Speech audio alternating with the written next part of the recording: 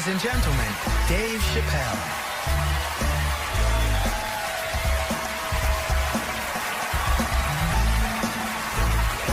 Thank you.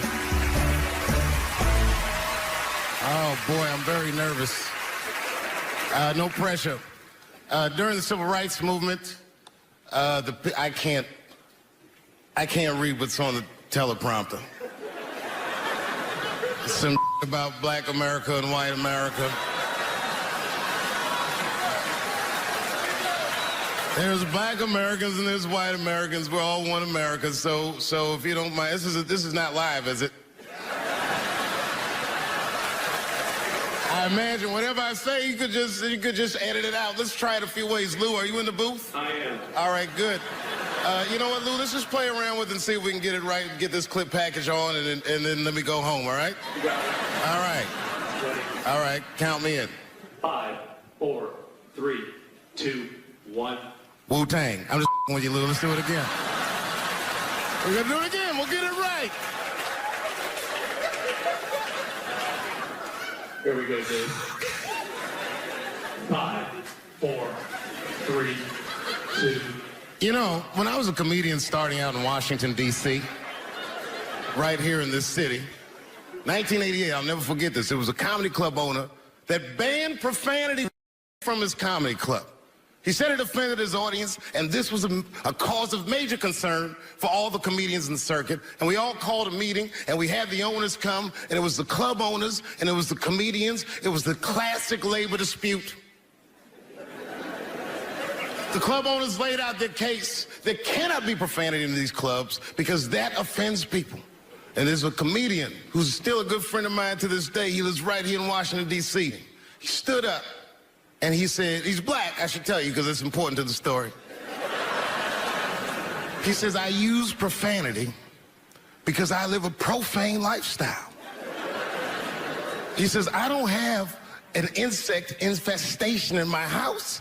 I have roaches.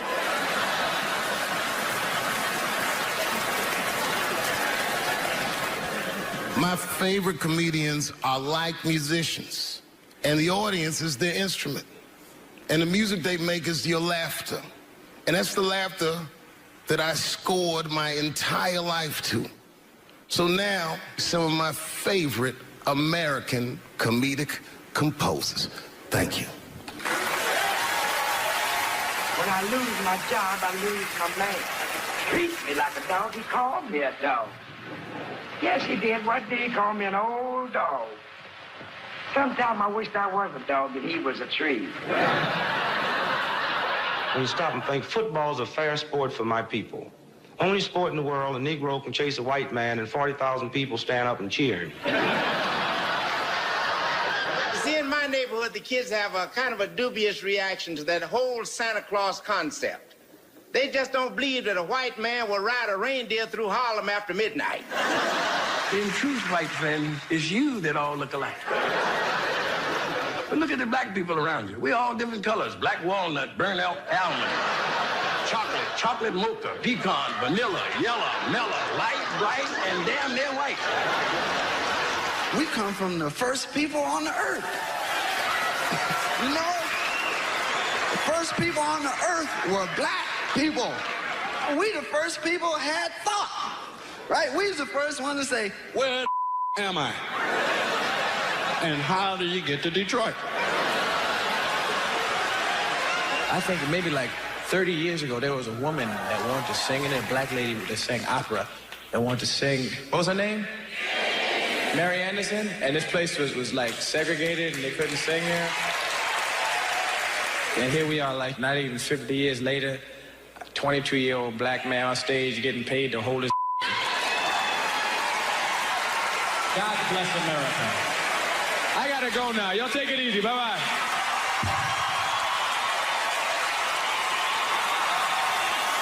Janelle Monáe, Will Smith, Common, Gladys Knight, and John Legend when we continue.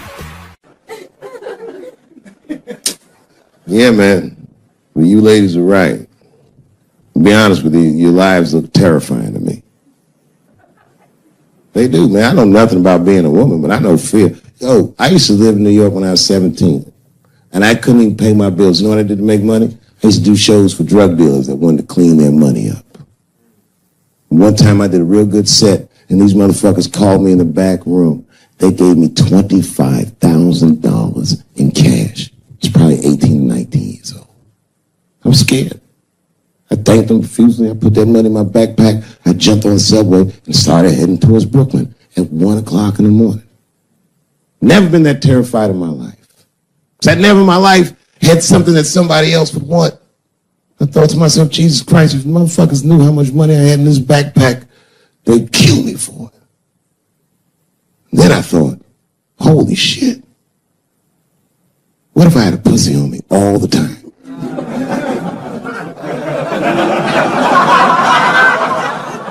That's what women are dealing with. I'm gonna tell you right now. It's real talk. If them same drug dealers gave me a pussy and said, put this in your backpack and take it to Brooklyn, I'd be like, nigga, I can't accept this.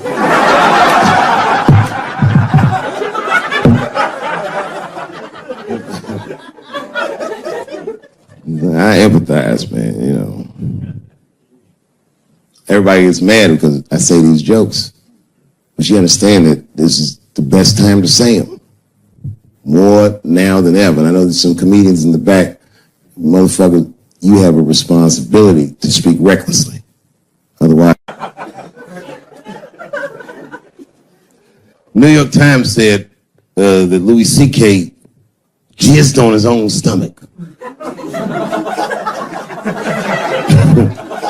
You know, I've busted a lot of nuts in my day. None of them were newsworthy.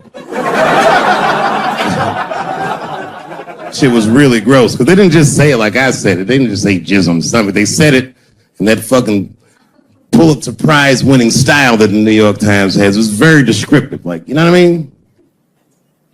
Louis C.K.'s semen shot out like a volcano of misogyny, slowly drizzling down like lava, covering his freckled penis as it slowly dripped to a fiery crown of red hair. Jesus Christ, I'm trying to eat some huevos rancheros and these niggas is...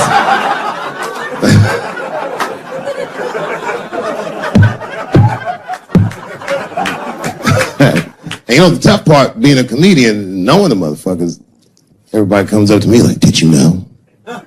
Did you know what Louis was doing? No, bitch, I did not know. The fuck you think we talk about at the comedy club? Hey, nigga, how was the weekend? Great, man. I was just jerking off in faces and coming on my own stomach, having a good time. You know how this business is. No, I didn't know. They act like we sit around like Grease. Tell me more, tell me more. Bitch, he put up a fight. Dun, dun, dun, dun, dun, dun, dun, dun, dun, dun. Sorry, I don't know the choreography, but you get the point. You get the point.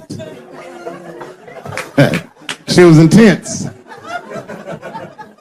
But Louis was like the turning point. I mean, you know, all these allegations are terrible. Louis was the only... I shouldn't say this, but fuck it. His allegation was the only one that made me, like, laugh. Well, if you think about it, because all his friends is reading it, and he's jerking off, and he's surprising people. He's surprising me.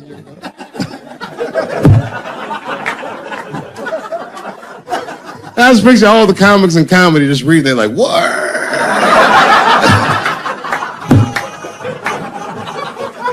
It's terrible. I know it's terrible. I'm sorry, ladies. You're right. You are right. But at the same time, I mean, you know what I mean? I don't know. Jesus Christ, they took everything from Louis. I was like, I don't know, it might be disproportionate. I can't tell. I can't tell. This is like where it's hard to be a man.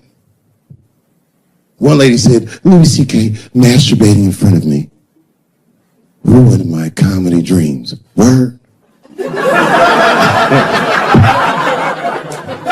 Well, then I dare say, madam, you may have never had a dream. Come on, man, that's a brittle spirit. That is a brittle ass spirit, nigga. That shit is too much. This grown ass woman. You know what this shit is like? It's like COINTELPRO. You know what that is? It's a program that the FBI had under J. Edgar Hoover. In this program, one of the many things they did was they would track the sexual habits of anyone they considered an enemy of the state. It was a lit button. That's why they got all these fucking sex tapes with Martin Luther King fucking bitches. But lucky for us, he actually had a dream. You think if Louis C.K. jerked off in front of Dr. King, he'd be like, I can't continue this movement? I'm sorry, but the freedom of black people must be stopped. I didn't know this nigga was gonna pull his dick out and jerk off like this. I just thought we were gonna get a couple of drinks and chill. Show business is just harder than that. Them women sounded like, I hate to say it, they sound weak. I know it sounds fucked up, I'm not supposed to say that, but one of these ladies was like, Louis C.K. was masturbating while I was on the phone with him. Bitch, you don't know how to hang up a phone?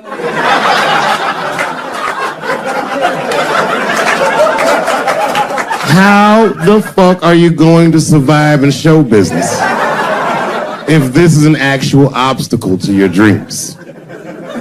I know Louis is wrong, ma'am. I'm just saying I'm held to a higher standard of accountability than these women are. Don't forget who I am. Don't forget what I am. I am a black dude.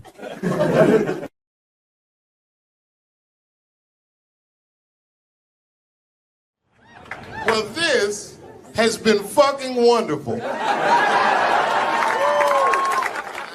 don't know what to say, man. I don't even want this night to end.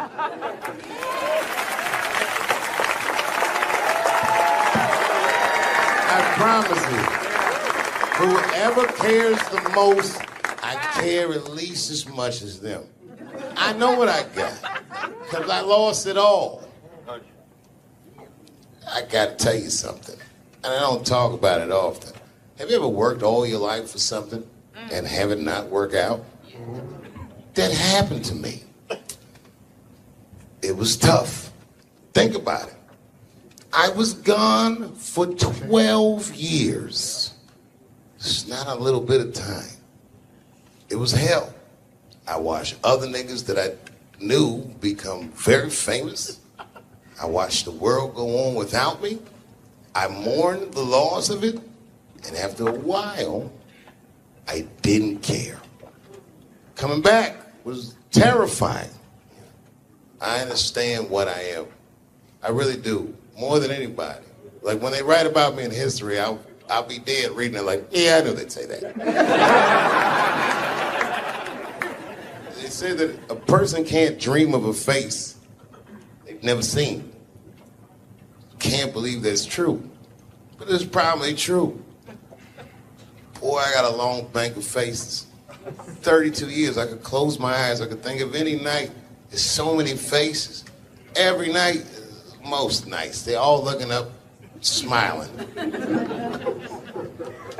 You have no idea what the world looks like from there. All different races, all different colors, all different kind of beliefs, just looking at me, smiling for 32 years, night after night.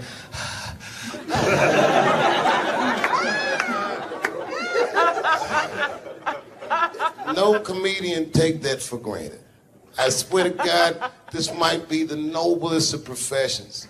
Robin Williams had a bar that I loved. He said comedy is the only job you can have where you can use everything you know. And that's true. You can use more than you know. You can use what you think. Use it. Don't be afraid. Don't let these bitch-ass niggas button your lip. Say it anyway.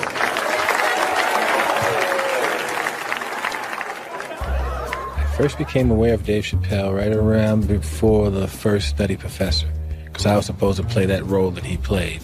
And then I kind of saw him, and I was like, hey, that guy, right, that kid would be funny playing that role. I try to be peaceful, but now it's time for Reggie to karate-size your ass. Woo! Dave is so much smarter than everyone. Like, Dave is one of the most, maybe the most intellectual comedian ever. It took us 400 years to figure out as a people that white people's weakness the whole time was kneeling during their national anthem. That's a brittle spirit. That's right, nigga. On the Rockets, regular. What are you doing, nigga? Stand up! He stretched the art form and his impact on the culture.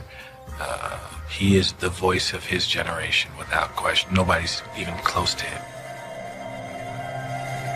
No, I've had to learn, and that's where Dave Chappelle has been a wonderful friend and mentor. What did Chappelle say to you that helped you with that? Chappelle said to me, we were doing a show at Radio City together. It was during his run. Right. And I was Genius. I was on one of the shows, and he said to me, I said, man, what am I going to tell these? Because I was like, I'm going to do comedy before Dave Chappelle. I was like, Dave, what am I even doing here? And Dave said, and I said, I don't even know if I'm funny enough to be here. I said, you're nice, and I think I'm a really funny guy, but what am I doing here? And Dave said, look, man. He said, you don't understand something. He said, you're not here because you're funny. He says, I know 100 funny motherfuckers out there. He said, you're here because you're interesting. And he said, anyone can be funny. Not everybody can be interesting. Not everyone can make an audience listen to what they're saying. Not everyone has a wealth of life experience that makes people want to know what they have in their minds. And so that changed my perspective on silence. And so now, if I can hear that an audience is listening, I'm engaged. Well, that is a great piece of advice, not only for comics, but for anybody. Right. Because, wow, the thing that I love about Chappelle, and you just identified it, is he will go. He's interesting. And he is an interesting guy. He's the most interesting man I've ever met. That's what makes Dave Chappelle. Many people are funny. There's a lot of funny stand-up comedians all over the world. Yes. But what makes Dave Chappelle is that he is interesting. It's how he sees the world between the jokes. But all jokes aside, Kevin Spacey shouldn't have done that shit to that kid. He's 14 years old and was forced to carry a grown man's secret for 30 years. Jesus Christ, he must have been busting at the seams with that one. The saddest part is, if he were able to carry that secret for 6 more months, I would get to know how House of Cards ends. Loved was, I can't believe that I've been in this business long enough that we're like the older guys now. It always blows my mind that I'm like 5 years older than Dave Chappelle, because he was already a made guy when I came in. So I always look at him like he's got 10 years on me, or 15. And, just when I watch his act, I'm like, this guy's clearly been doing this a good couple of decades longer than me. And the reality is, I think he's only been doing it like 6 years longer than I have or something like that. He's fucking amazing. And what I love too is just, he's that same, with all that's changed, everybody getting offended, all of this fucking crap, how you get in trouble, he hasn't changed at all. He's just like that same guy that I saw way back in the day when I used to go to the Boston Comedy Club and watch him go on at like 2 a.m. and just start murdering at 2 a.m. And I remember I used to always sit there going, how do you do that? How are you that funny at 2 a.m. in front of a crowd that gave up on the show like an hour ago, and they're tired and they just want to go home? That second he steps on stage, boom, he just starts fucking killing. Dave's a beast. Dave's a beast, man. That's the only man that puts a little fear in my heart. I'm like, okay, it's real. What's he doing? Do you watch him? Do you watch him? Totally. You study? Totally. I got Chappelle. I got an app. I follow him. I'm like, my man Prince Paul always says, competition keeps you in condition. True. So yeah, that's my man right there. The other real special shout out I gotta make, because none of this would have been possible on any level without this person, is my mother. Mom. My mother. Mom. You have no idea what I put this woman through. If you had just given birth to me, that would have been more than enough. But the fact that she raised me and raised me well, we had a real oral tradition in our house. I knew the word griot when I was a little boy. A griot was a person in Africa who was charged with keeping the stories of the village. Everyone would tell a griot the stories, and they would remember them all so that they could tell future generations. And when they got old, they'd tell them to someone else. And they say in Africa, when a griot dies, it's like a library was burnt down. And my mother used to tell me, before I ever thought about doing comedy, she said, you should be a griot. And she'd fill me with every story of black life. You know, she's educated in African American studies, and she would let me understand the context that I was being raised in. That I'm being raised in a hostile environment that I have to tame. By the time I was 14 years old, I was in nightclubs, mastering an adult world. It was terrifying.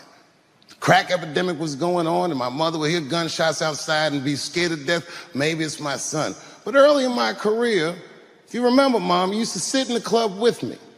So you'd do a full day of work. You'd be back there falling asleep, just waiting for me to go on. She would watch my show every night. Do you know how long that car ride is home?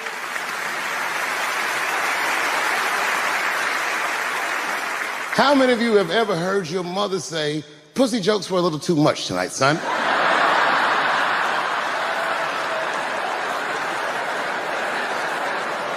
I was a soft kid. I was sensitive, I'd cry easy, and I would be scared to fist fight. And my mother used to tell me this thing, I don't even know if you remember, but you said this to me more than once. You said, son, sometimes you have to be a lion so you can be the lamb you really are. I talk this shit like a lion. I'm not afraid of any of you. When it comes word to word, I will gab with the best of them, just so I can chill and be me. And that's why I love my art form, because I understand every practitioner of it. Whether I agree with them or not, I know where they're coming from. They want to be heard. They got something to say. There's something they notice. They just want to be understood. Love this genre. It saved my life. Is anybody in here gay? Get her! No, it's good. I'm totally joking. This is New York. Are you gay for real? Yeah. Okay, so you know that gay marriage is illegal, right? Why do you think that that's illegal? People suck. I don't know. I don't have a good answer for that. Do you even care about marriage? Yeah, I want to get married. Eventually. It's really To a girl or a guy? girl. Just checking.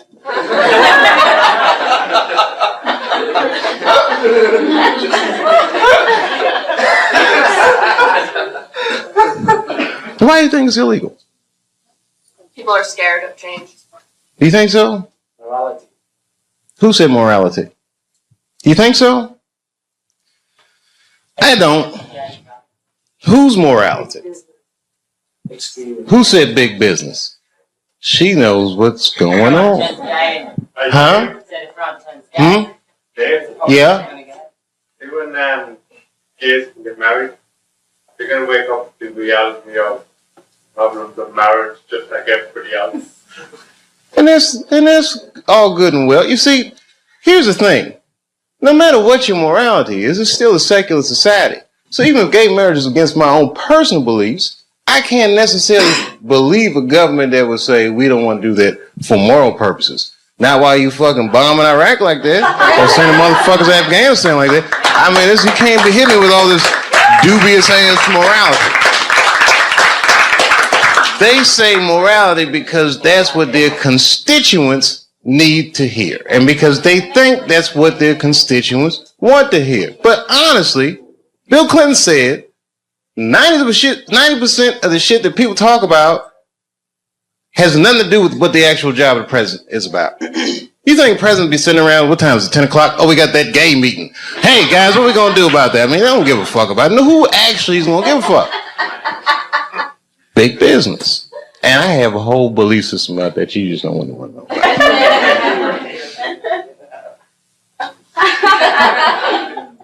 I'll tell you part of it. All right, it's a tiered, listen, marriage laws are fucked up in America. I don't think that the government should have that much say in actually how people devise a marriage, because a marriage, right, devoid of any kind of religious belief or emotion like love is a business contract, period and simple. And tons of people in Washington or legislative bodies, even guys like Elliot Spitzer that have wives or fuck prostitutes, live in loveless marriages. And they have these shits arranged because they're in such a high social stratosphere that they have to keep up a certain appearance. So why are they imprisoned by their own marriage? This is a form of economic slavery.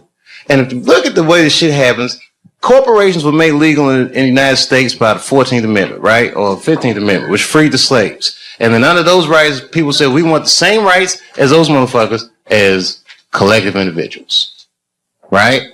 And if you're a collective individual and two collective individuals want to do business with one another, one's masculine, one is feminine, so they define a marriage institution between man and woman. But what if corporations is gay? I'm just saying. What if Aunt Jemima doesn't want to be with Uncle Ben? What if Aunt Jemima wants to do business with Sarah Lee? Well, wait a minute. What if Uncle Ben wants to do business with Mr. Clean? That's all I'm saying.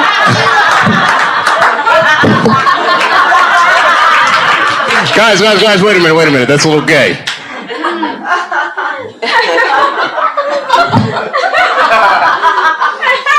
I'm sorry, I thought that was funny. What if Aunt Jemima? I don't think that's what Mr. Clean was. Uncle Ben wouldn't do. Maybe I should have picked different companies. I put myself in a bad position. I'm just joking around. You're like, we don't want to hear this shit. It's just a conspiracy theory. I believe in aliens too, bitch. How about that? They're coming.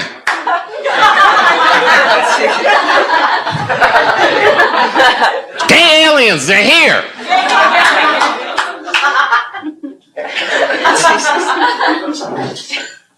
All that shit, fake. World Trade Center, fake. You want to know who blew that shit up for real? I ain't gonna say that. You know, it's my own personal thing. I don't even want to say that shit. It's, yeah. You know who I think blew up the World Trade Center? Ashton Kutcher. America, you have been pumped.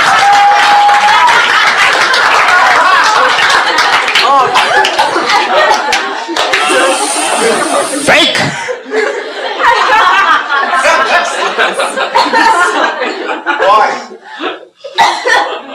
Why did he blow up the World Trade Center? I don't want to sound like a cynic.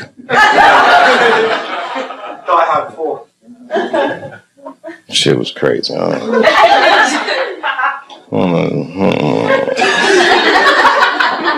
don't know the truth, but I know who does. Strippers. They know everything. Does anyone have a cigarette? Yeah. Sure. Good on you, mate. I wish I had it. Your accents are so nice. Huh? And I do listen to BBC News. We all listen to the BBC. You're all listening to the BBC. That's what they say all the time. GMT. Oh, every time you say what time it is, it goes GMT. What does that mean? Whose mountain? Greenwich. Oh. It's the center. Oh, okay. Meantime. Greenwich Mean Time. Is that where the phrase mean time comes from? Yeah, baby. Wow, you can tell that your country conquered a lot of shit, man. It's Greenwich Mean Time. I learn shit every day.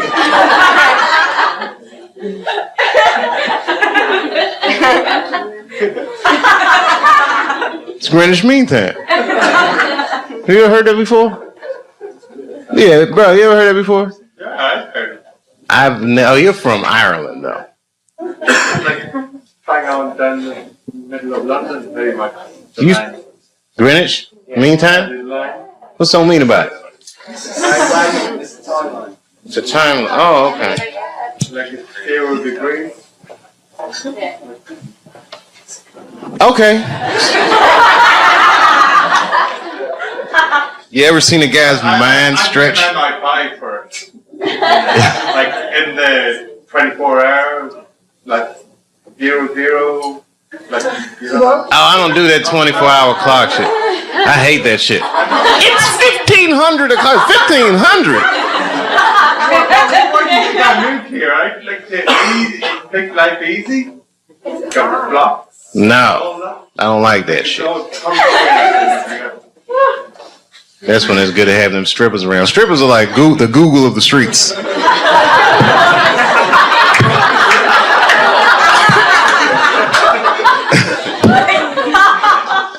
Never seen somebody answer so many questions without a crystal ball.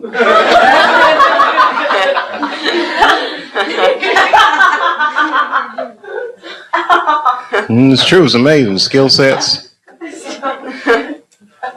Girls we had, I'm an accountant, I'm a dog trainer, every goddamn thing.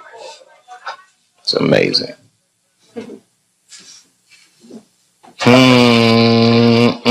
Alright, it was something hilarious though. All this shit is depressing. Ashton Kutcher didn't blow up those buildings, by the way. I don't want you to think. I'm not gonna put that on him. Huh? If he did, who was he pumping? American people. American person is one of the most lied to people in the world. That's our whole game with America. Because freedom is not a privilege, my friend. It is a fucking burden. Because a free person has to make choices all the time. And you can't make a good choice unless you have the information. And in America, it's not like China. You know in China when they had the earthquakes, you know what the headline was in the newspaper? What earthquake? They don't tell those people shit.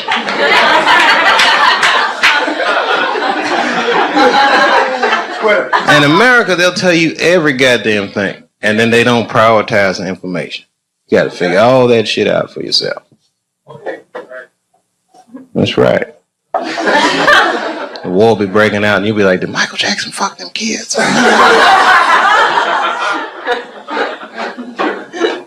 They get shuffled funny. Humanity out of my people. They turned us into beasts of burdens. They made us do their work. And the irony is hundreds of years later, they called us lazy. We fought in the Civil War. We damn near freed ourselves. Then in Reconstruction, black people did great. My great-grandfather was a very wealthy man. But then the black codes came, Jim Crow came, and it was 100 years of unspeakable oppression again. Lynchings, all kinds of terroristic acts to keep us in the margins of society.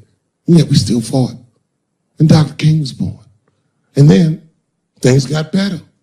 20 years after Dr. King was assassinated, Michael Jackson was moonwalking on television. Something, something, something. Barack Obama.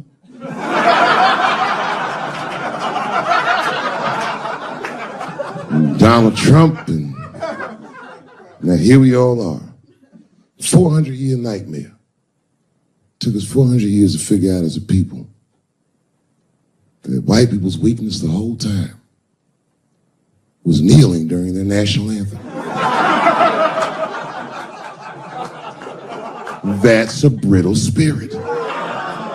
That's right, nigga. On the rock, it's regular. Ah! Ah! What are you doing, nigga? Stand up!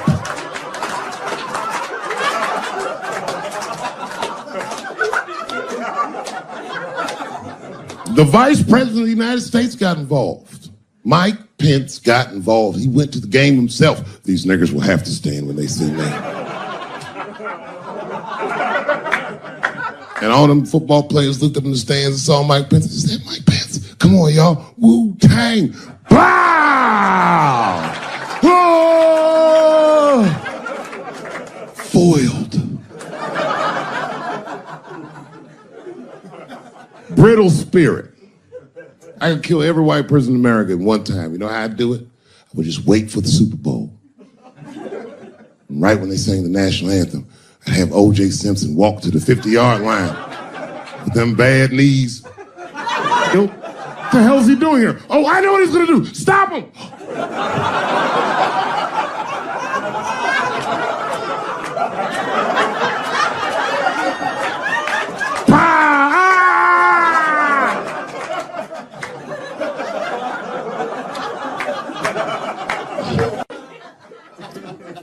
I just want to help.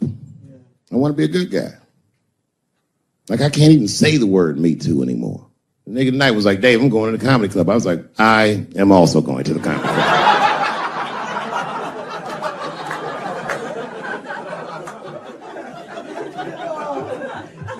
And I didn't even know it was happening, but I guess I became like a feminist in the last 3 weeks because I can't watch porn the same.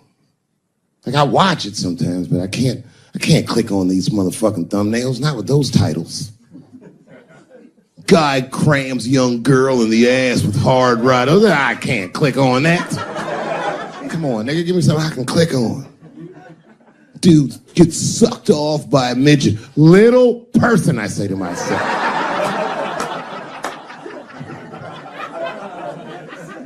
It takes me hours to find one clip. What the hell is this? Marginally groomed feminist enjoys consensual sex with vaguely homosexual guy with penis the same color as mine. Click.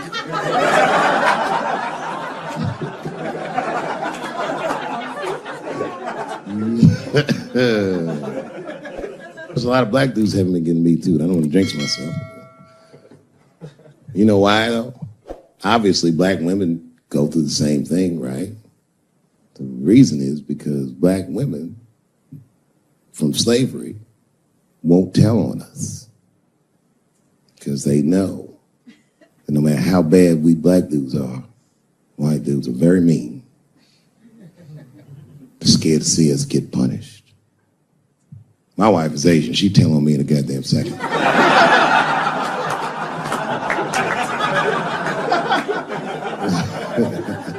Ain't no fucking up in the Chappelle household. And the wildest shit about it is I live in Trump country. I live amongst the Tiki Torch whites, poor white people. And I'm rich. If it's ever pitchfork time, nigga, I'm in a lot of trouble. And nobody in my family believes me. I be trying to tell the kids, man, we gotta run these drills. They're like, we don't want to run your stupid drills. Too bad, son, you have to.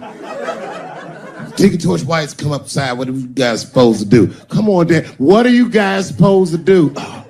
Squint our eyes and stand next to Mom. That's right.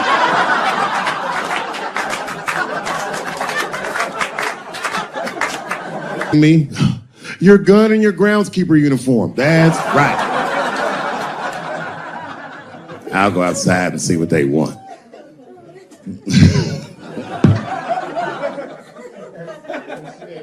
It is wild, bro. Where you from, man? Where you from? New York. You from, what, Manhattan? Brooklyn. You are from Brooklyn, aren't you? You look like you can rob somebody with a hammer.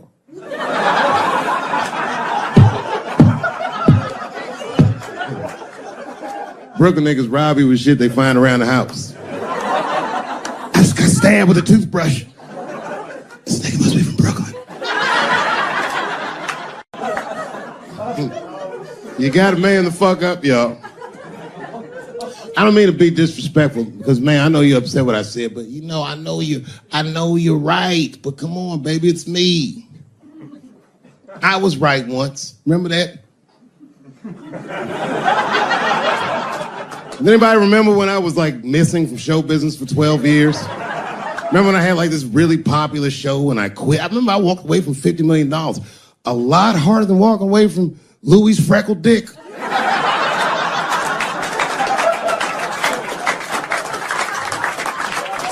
I didn't know that I'd ever work again. And yet here I am tonight. Did my dream die? No. I remember that shit.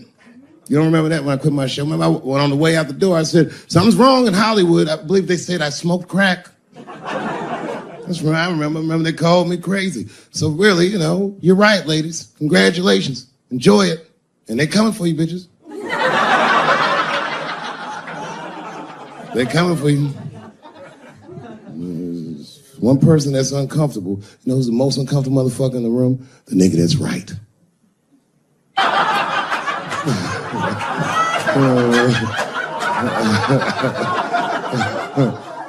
I was just walking around like Tom Cruise at the movies, just looking.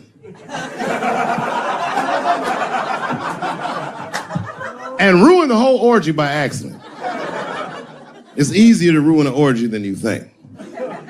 All you gotta do is wait for it to get kind of quiet and then go, ew.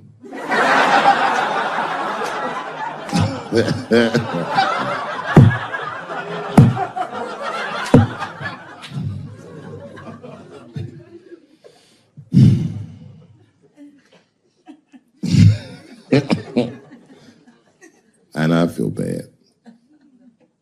But I just feel like this is all happening for a reason. And ladies, I want you to win this fight. 10 years ago, I might have been scared, but you know, I got a daughter now, so if you win, she wins. So I'm rooting for you. And I agree with you. At least ideologically, I do. I don't know if you're doing it just right, but I mean, who am I to say? I don't think you're wrong. I just think that you can't make a lasting peace this way. You got all the bad, but the minute they're not scared anymore, it will get worse than it was before. Fear does not make lasting peace. Ask black people. And that's what it is. What this city really needs, without irony, I'll say this, the cure for LA is in South Africa. You motherfuckers need truth and reconciliation with one another. Because the end of apartheid should have been a fucking bloodbath by any metric in human history, and it wasn't. And the only reason it wasn't is because Desmond Tutu and Mandela and all these guys figured out that if a system is corrupt, then the people who adhere to the system and are incentivized by that system are not criminals. They are victims. And that the system itself must be tried. But because how systems work is so compartmentalized as far as information, the only way we can figure out what the system is if everybody says what they did. Tell them how you participated. Because men want to help, they're just scared. Because Ben Affleck tried to help. Hey, what happened to these ladies is disgusting. Oh, nigga, you grabbed a titty in 95. All right, fellas, I'm out. Fuck that, I ain't helping. You know, when I was growing up, it's probably about 8 years old, and at the time, we were living in Silver Spring. Yeah. Yes. Common misconception about me in D.C. A lot of people think I'm from the hood. That's not true. But I never bothered to correct anybody because I wanted the streets to embrace me. As a matter of fact, I kept it up as a ruse. Like sometimes I'll hang out with rappers like Nas and them, and these motherfuckers will start talking about the projects. Yo, it was wild in the PJs, yo. And I'll be like, word, nigga, word. But I don't know. I have no idea. My parents did just well enough so that I could grow up poor around white people.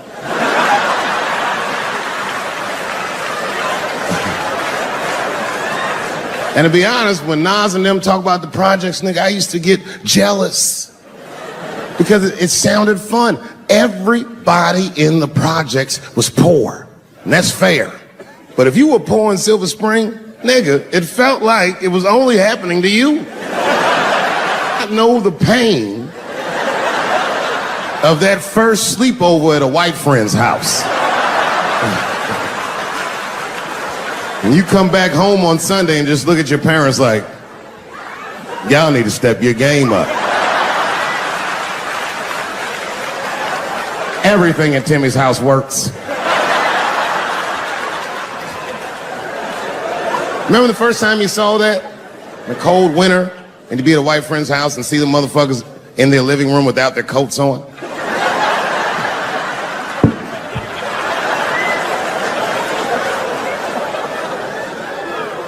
Timmy was one of my first white friends, like, in my life, man. He's a good dude, too. He moved to Silver Spring from Utah, of all places. I guess his family was affiliated with that Mormon church they got down there. And me and him used to hang out.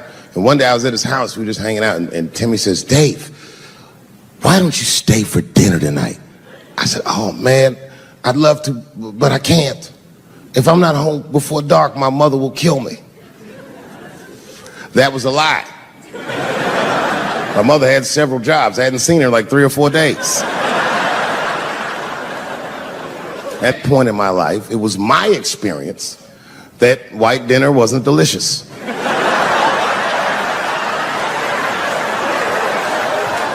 I'd rather go home and fry some bologna or some shit like that.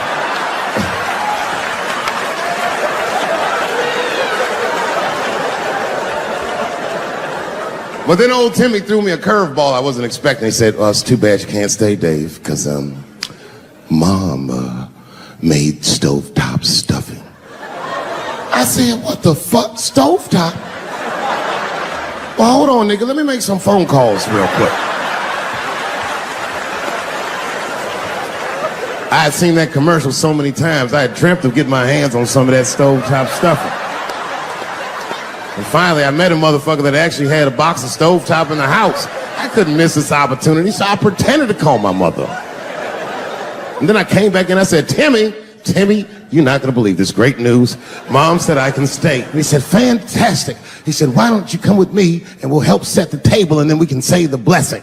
I had no interest in setting this motherfucker's table or saying these crazy ass Mormon prayers. I just wanted that goddamn stuffing.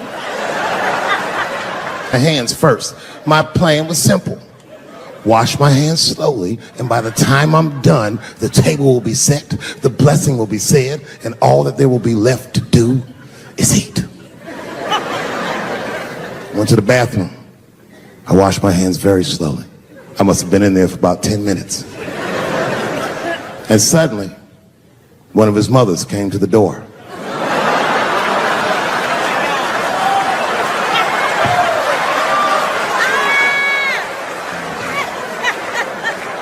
She was like, hi, David, right? I said, yes, ma'am. She said, Timmy tells me that you're planning on staying for dinner. I said, I hope that's not a problem, ma'am. She says, no, it's no problem. In fact, we'd love to have you. It's just that we weren't expecting company. And I'm afraid there's not enough stovetop stuffing for everybody. So I kicked her in the pussy. Bam! Ladies and gentlemen, I told you I'm dope, nigga. I told you what I was gonna say and you still didn't see it coming. And that's why I make the big bucks.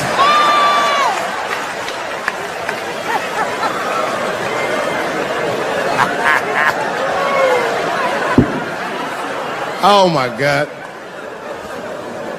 But there's a more important reason that I would stop doing comedy right now.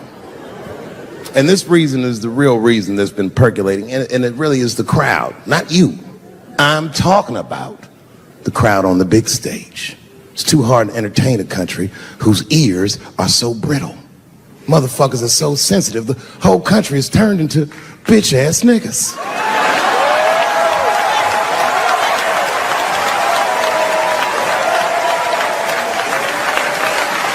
Everything you say upsets somebody. You know, I can remember when it all started. It was when I was doing Chappelle's show. When I was doing Chappelle's show, I used to do the show, and then on the weekends I do like concerts and shit like that. So I'm doing a concert, and there was a couple in the front row, beautiful couple. The wife was obviously Asian. You could see it in her face.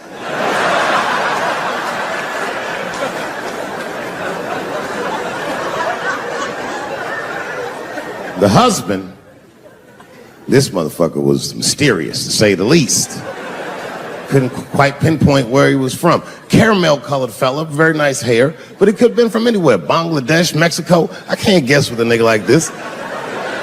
All I knew for sure about this guy is that his wife was a bitch.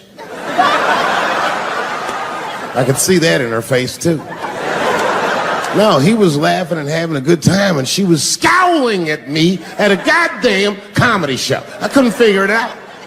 And then I realized at some point that she was pregnant, and I was smoking on stage. I said, oh my God, that's probably why she's mad. So I started to put my cigarette out, but then she hit me with one of them fake non-smoker calls. So I just kept smoking. I thought to myself, bitch, that baby will be fine, relax.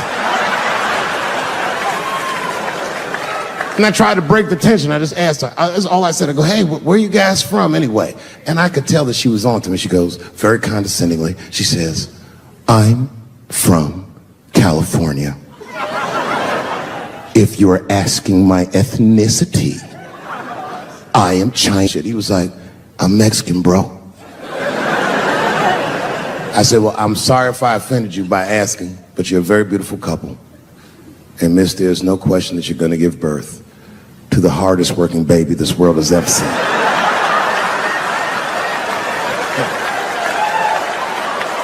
That's not a bad joke. She got very upset. She got up to leave immediately, but she didn't just leave. She had to take one last dig at me on the way out. I will never buy one of your fucking DVDs again, Dave Chappelle. I said, ma'am, with all due respect, Chinese people don't buy DVDs.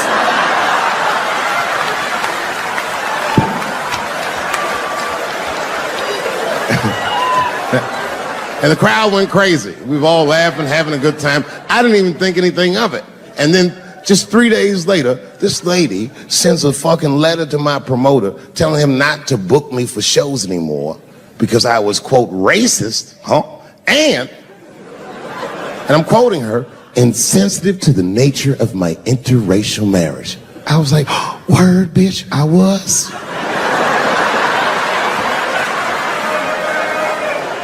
If she would know that I myself am in an interracial marriage. That's right. In fact, my wife is Asian too. Surprise, bitch, I'll see you on Thanksgiving.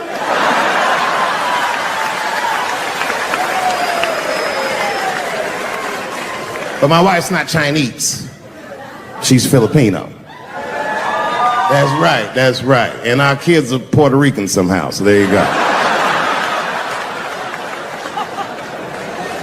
But I don't give a fuck about interracial marriage. In fact, you know what? My mother is half white. A lot of people don't know that. Well, all right, you were a little too excited, but okay.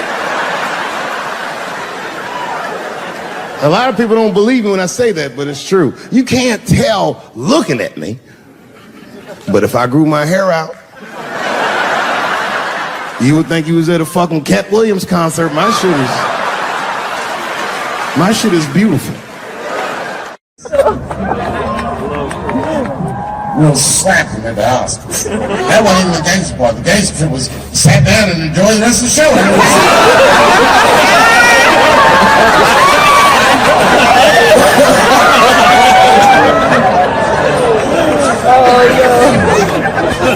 Wow!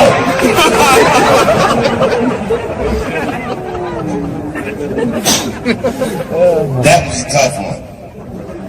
I didn't seen a lot of wild shit in my life. Slap Chris.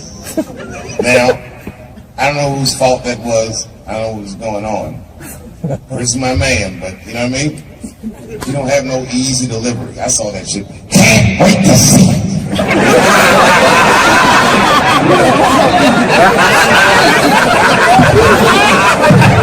Can't wait to see it. And they was laughing at first.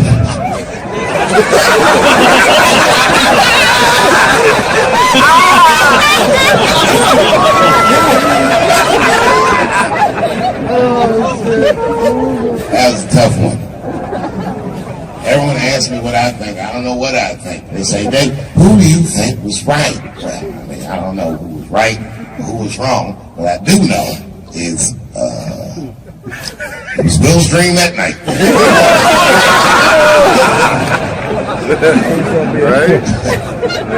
Everybody on the internet was like, if he would never slap Dave Chappelle like that.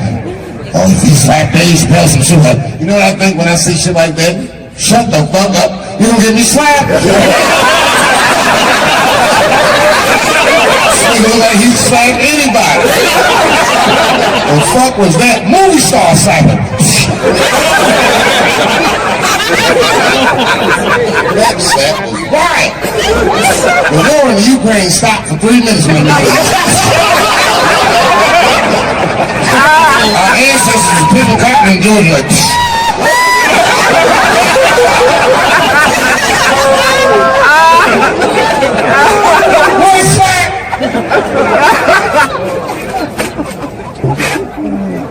I don't think I'm seen anything like it.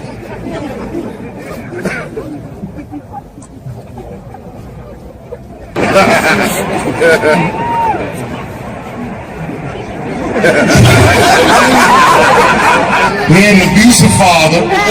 He survived that, found rap music, became the first rap artist to ever win a Grammy, and then seamlessly made the transition from rapping to acting with The Fresh Prince of Bel-Air. Break for the Noah. Just a little something to break the monotony of all those hard. Transgenders are gangsters. I used to do business with a transgender in Hollywood. Man, everybody would be scared of her in the boardroom. She'd walk in there, newly minted woman, high heels, purse. Wouldn't say anything to us, just walk around the conference table looking mean as shit.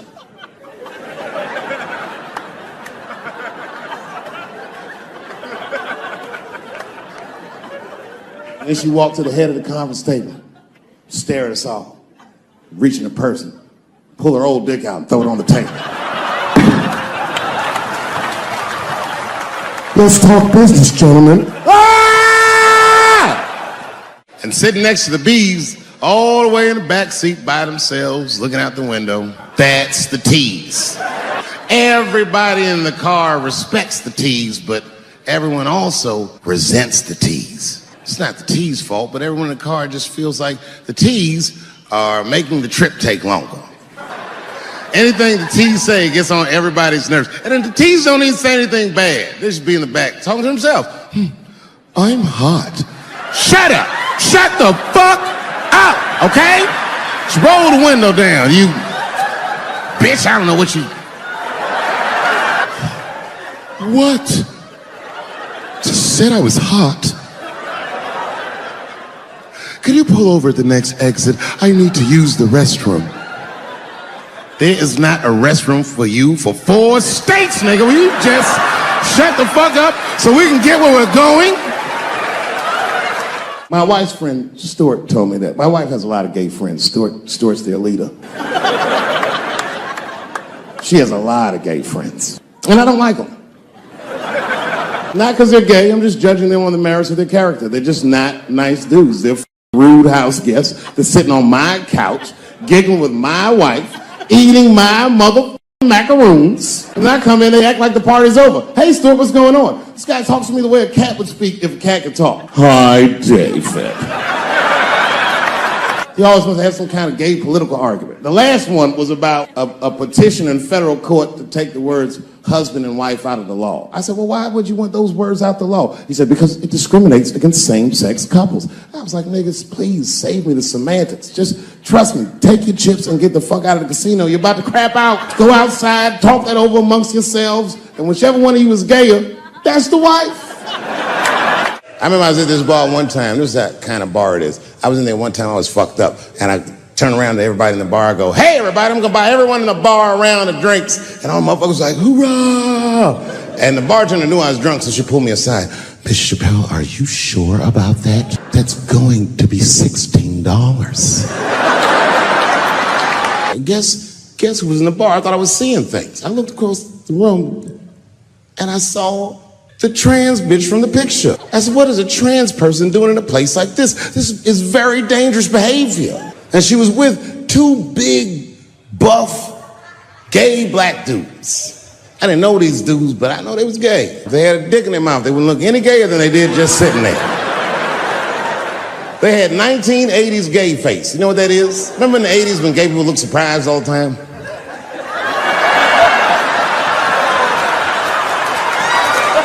Stuart educates me about this movement, you know what I mean? I didn't even know shit about it. He told me it's called LBGTQ.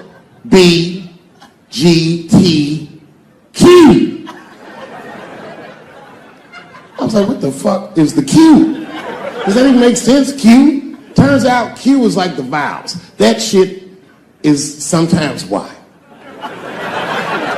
It's for gay dudes that don't really know they're gay. You know what I mean? Like prison fags who are like, well, I'm not gay, nigga. I'm just sucking these dicks to pass the time. I'm not G, I'm Q. Ugh. And now we get to the core of the crisis. What is a woman? What is that? in this day and time. Is there even such thing as a woman or a man or anything? Seems to be a question nowadays. Now listen, women get mad at me, gay people get mad at me, lesbians get mad at me, but I'm gonna tell you right now, and this is true, these transgenders, these niggas want me dead. I've gone too far, I've said too much. And I gotta tell you, I'm very worried about it. I'm not even joking. Every time I come out on stage, I be scared. I be looking around the crowd, searching for knuckles and Adam's apples to see where the threats might be coming from. A nigga came up to me on the street the other day. He said, "Careful, Dave, they after you." I said, "What? One they or many theys?" And if I were to be brutally honest, the only reason I ever been mad at the transgender community is because I was at a club in LA and danced with one of these niggas for 6 songs straight. I had no idea. And then the lights came up and I saw them knuckles. I said, "Oh no!" And everybody was laughing at me. "Hi, world star." I said, "Why didn't you say anything?" Then I heard that sultry voice. "I didn't say anything, Dave Chappelle, because I was having a wonderful time, and I wasn't sure how you'd feel about it." I said, "You knew how I'd feel." And she said, "I'm going home. I don't want any trouble from you." I said, "Home? It's only 2 songs left. I mean, we might as well finish the night." And we ended up having breakfast together. Everybody's mad about something. Recently, I got attacked online by some gay bloggers, and it hurt my feelings. I have no problem with gay people, but I fucking hate bloggers. I'm not saying it because this person was gay. They was acting like a bitch online. They was like mischaracterizing my jokes, trying to make a point off of me, when it was really, it's like, yo, I'm your ally, motherfucker. I'm not trying to stop gay people. I got better shit to do. This motherfucker was saying things to try to get gay people to beat me up. Seriously, he was like, Dave Chappelle's jokes. I don't know how he actually talks when he's making his voice up. Dave Chappelle's jokes were an affront to the manhood of all gay men. What the fuck does that mean? I didn't say anything that would allude to gay men not being men. I know you meant. In fact, what could be manlier than fucking another guy in the ass? It's the most gangster shit I've ever heard of in my life. I told you I'm not cut out for that. I'm a pussy. I said, I have a superhero idea. He goes, really? I go, yeah, he's a gay superhero. He was like, really? What's it called? Huh? Oh, it's called Same Hero, New Boots. It's about a gay sous chef in San Francisco. He gets bit by a radioactive rat on his shift when he's taking out the trash and is blessed with powers beyond his wildest dreams. Supersonic, gay kind of powers.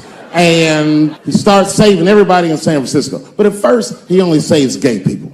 Later, he saves everybody, and the whole city just falls in love with him. The only problem is, no one remembers him when he saves them. Well, I don't understand. Why wouldn't they remember him? I said, because, dummy, he's gay. He keeps changing his outfit. People come up and, thanks for saving, mister. What's your name anyway? And he's like, same hero, new boots and emotions. You think I hate gay people, and what you're really seeing is that I am jealous of gay people. Oh, I'm jealous. I'm not the only black person that feels this way. We black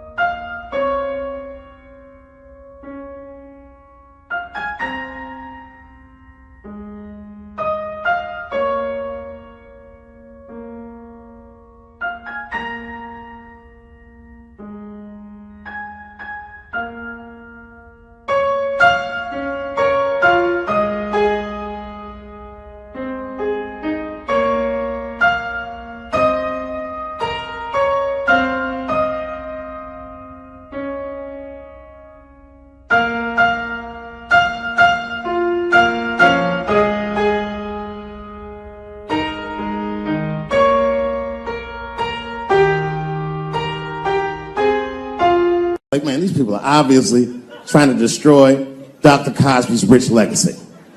Even 34 allegations into it, I was still like, man, probably only rate 10 or 11 of those people. I know, but it's really tough. You know, you guys are young, so imagine if you found out 40 years from now that Kevin Hart raped 54 people. You'd be like, the only one that would believe that would be Cat Williams. He'd be like, I knew that motherfucker was up to something. Stop worshiping celebrities so much. Just don't pay attention. I remember right around September 11th, Ja Rule was on MTV. That's what they said. They said, we got Ja Rule on the phone. Let's see what Ja's thoughts are on this tragedy. Who gives a fuck what Ja Rule thinks at a time like this, nigga? This is ridiculous. I don't want to dance. I'm scared to death. I want some answers that Ja Rule might not have right now. You think when bad shit happens to me, I'll be in the crib like, oh my God, this is terrible. Could somebody please find Ja Rule, get hold of this motherfucker so I can make sense of all this. Where is Ja? I need Ja Rule.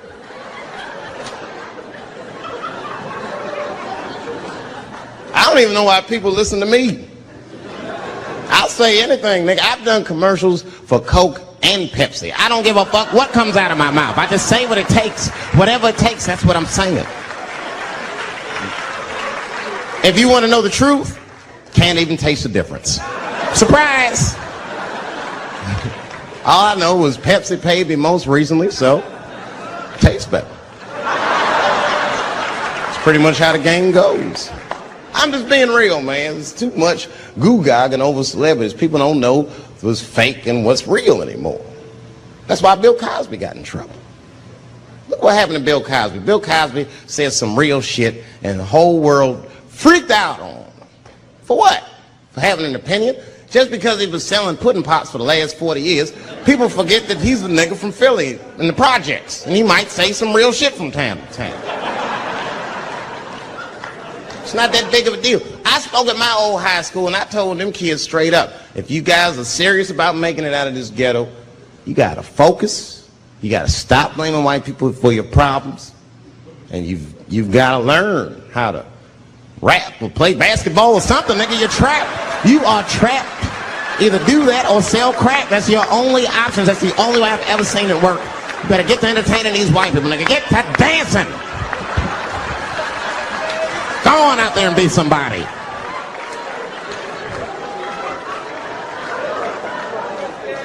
I just hope they listen.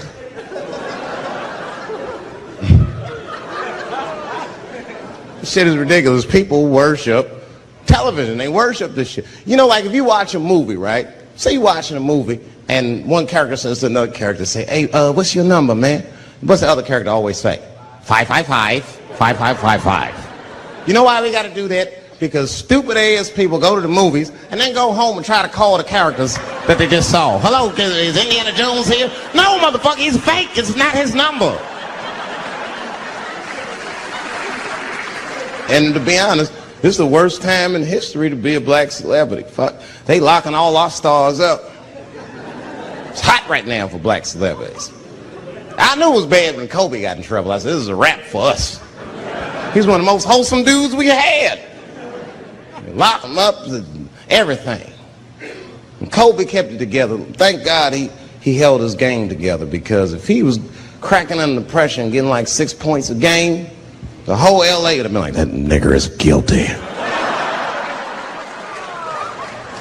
Kobe was playing his ass off.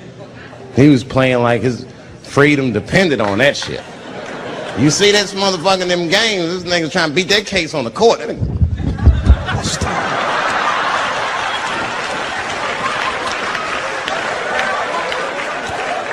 Like the judge threw him the ball, like, play for your freedom.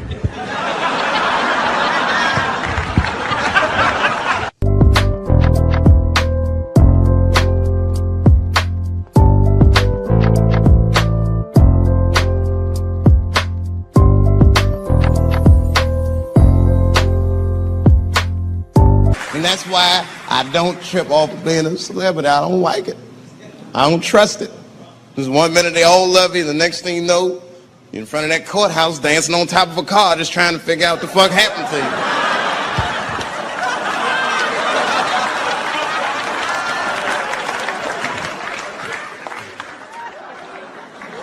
That's what I'm waiting for, because the timing of this Michael Jackson shit is what makes me doubt it.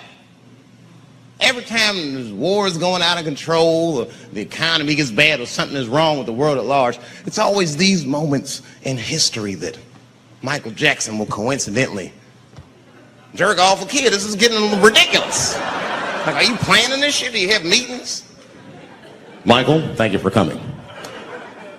As you know, Michael, the war has not been going as well as we expected. There's been a lot of hiccups, and the public is asking us a lot of questions, of course. And, well, Michael, there's no nice way to say this, and all I know how to do is be direct, so let me just be direct. We're going to need you to jerk off another child, Mike. I'm sorry. I am sorry. But it would really help out.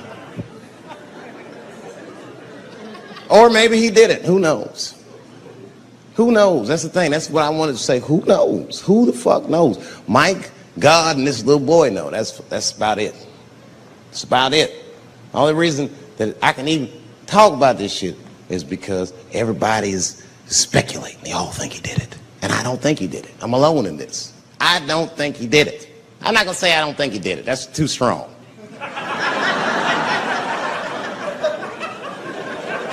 Let me just say I am reserving judgment until all the facts come out.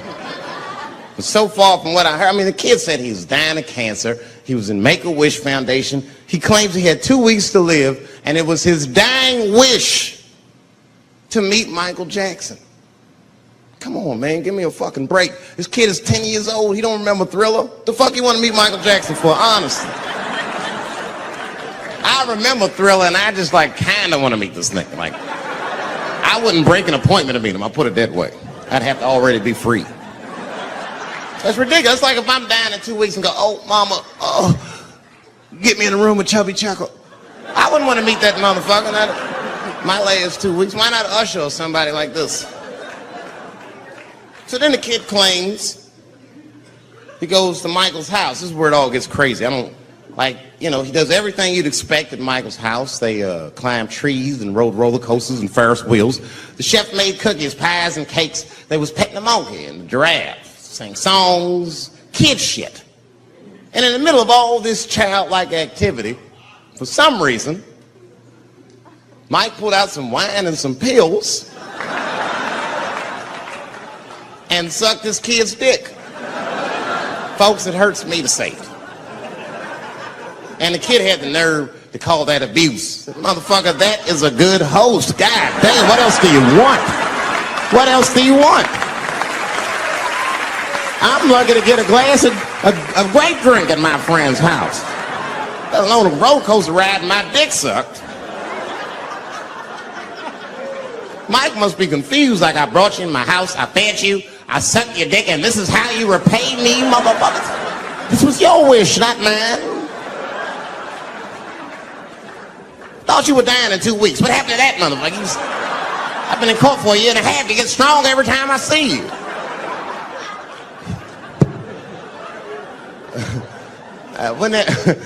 This is fucked up. I shouldn't even say this fuck. Wouldn't it be some ironic shit if they found out through this case that the cure for cancer was Michael Jackson sucking your dick somehow?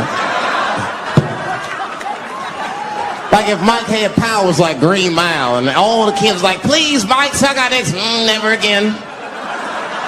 We didn't appreciate it. Can we at least study your saliva? Please, Mike.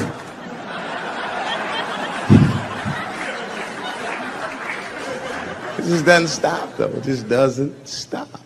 And the only reason I can talk about Mike is because he's a freak. He is a freak. That's why people let you talk about him. Because if I brought up Catholic priest fucking kids, it'd get quiet as shit. But when Michael Jackson does it, it's okay because he's a freak. His face is all cut up. But just remember, when you look at that thing that he calls his face, that he did that for you somehow. Somehow he thought maybe it'll help. Maybe people will like me more if I turn myself into a white, ghoulish-like creature. I don't know what the fuck it is, but he did it for you. And I appreciate the gesture, Michael Jackson. If you're watching this, I appreciate that gesture, and I want you to know, fuck everybody, Dave Chappelle understands. Because you want to know something? I'm getting some work done. Surprise, yes. Nothing major. You would never know if I didn't tell you, but it's some shit I'm insecure about that I want to work on. If you must know, I'm getting Botox done on my balls to get these wrinkles out. Finally, have these shit smooth as eggs. She's just like, you need to stop doing that. And then I tried to change the subject. I go, how is school going, boys? And my sons tell me, well, we didn't have school today, technically. I'm like, well, what's going on? He said, well, there was like a school shooting drill. I never heard of this. You know what this is? They have drills that they make kids do where they practice what to do if somebody comes to shoot up their school. I'd never heard that before. I was like, what the fuck? Then I had to tell my sons the truth. I didn't want to tell them this shit. Son, listen to me. Fuck that drill. If somebody comes to your school and wants to shoot it up, I'm just gonna be honest with you. You probably gonna get shot, nigga. I'm just being real. You got a famous dad. I talk a lot of shit. They're gonna be gunning for you, little buddy. Just stay low and run in a zigzag pattern and don't try to save anybody, son. Do you understand me?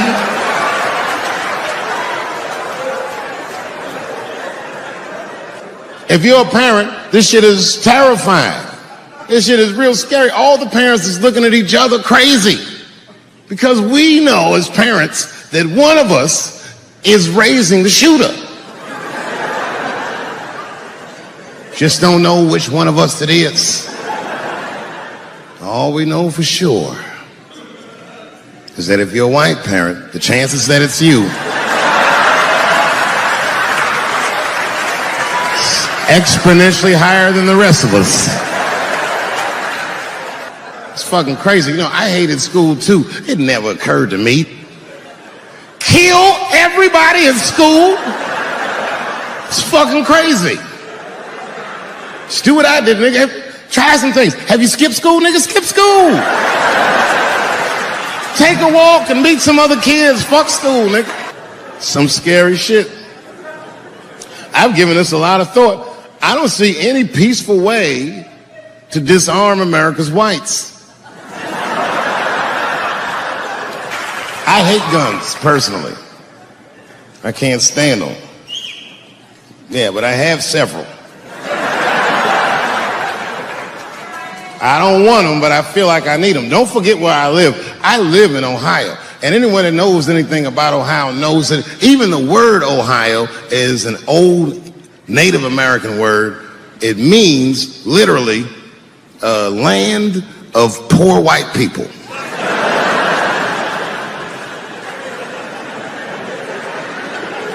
And I don't know what's going on down here, but in my experience, poor white people love, and I mean they fucking love, heroin.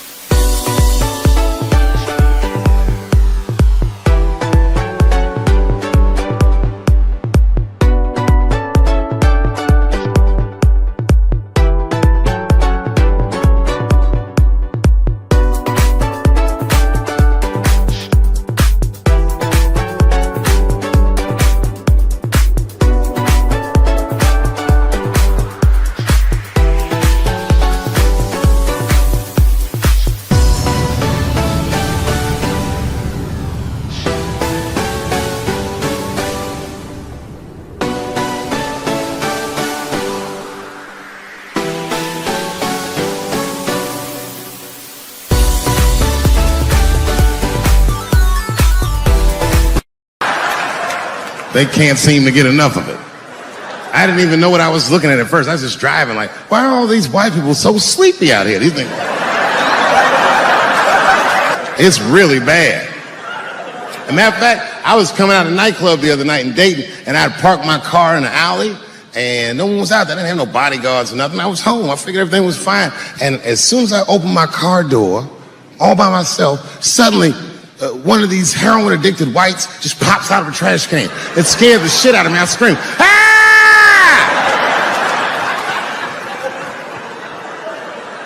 And then I realized it was a woman. She was fucked up. She said, "Hey, man, relax, okay? I'm sick, all right? I need some drugs, man. Please, I'll suck your dick for $5, man." I was like, ugh. 2.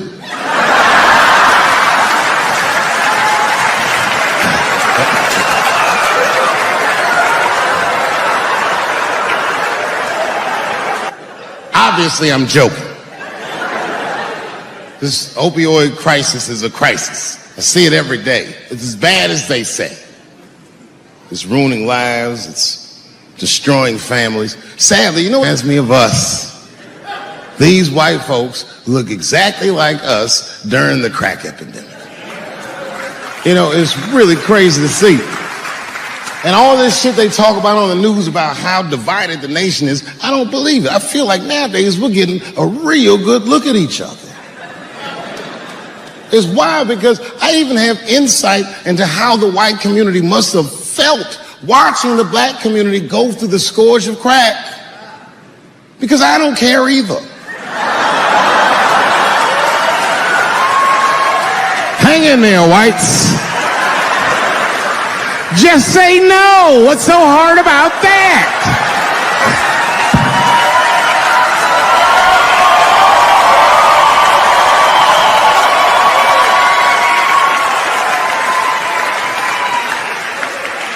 Remember when y'all said that to us? But it's okay. There's no grudges. Now you finally got it right. Once it started happening to your kids, you realize it's a health crisis. These people are sick. They are not criminals. They are sick.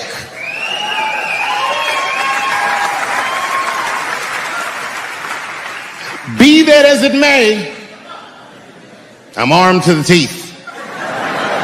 First gun I bought was a 12-gauge shotgun. I didn't want the gun. Remember, though, I'd moved to a farm, and I was sitting there on the porch, and I see a white dude walking across my property, entitled, like he's supposed to be there. He had a rifle over his shoulder, too. Ain't that a bitch? I said, what the fuck is this guy doing on my property? I was mad as shit, but I was unarmed. So I ended up just waving to this motherfucker like a bitch. I was just like,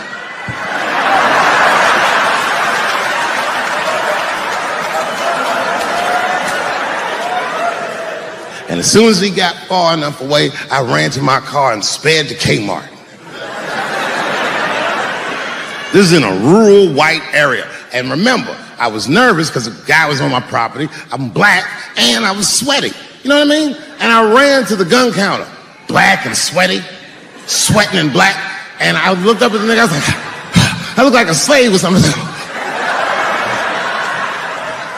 I said, I need a gun immediately, like that. Just like that. The guy didn't answer, no questions. He just grabbed a 12-gauge shotgun, handed it to me. I'd never even held a gun before. I'm not a dummy. I'm like, well, I need some bullets too. Put 2 box shells on the counter. He said, all right, buddy, which box do you want? And I didn't know. One box had a picture of some ducks on it. The other box had a picture of some deer. I said, well, what's that box with them ducks? He said, oh, that there's birdshot. And then he goes just like this, I'm not exaggerating, he goes, that won't kill a man.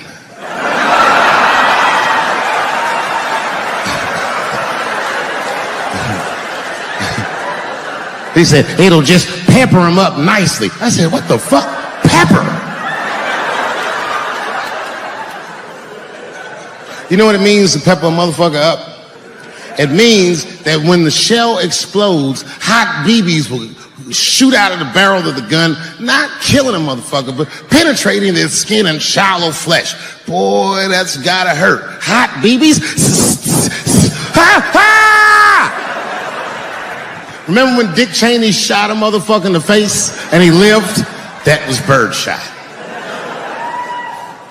I said, well, what's that box with the deer on it? He goes, oh, that there's buckshot. That'll put a hole in the goddamn truck if you wanted to.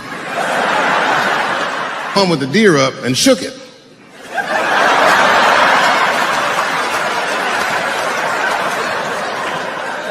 I thought he was trying to trick me. I was like, do you have a box with a picture of a white dude trespassing on it? Because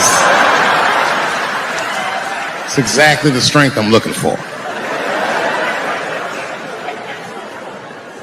But I didn't know that if you're defending your home with a shotgun, the formula dictates that you're supposed to buy both boxes. This was not a formula that I was familiar with.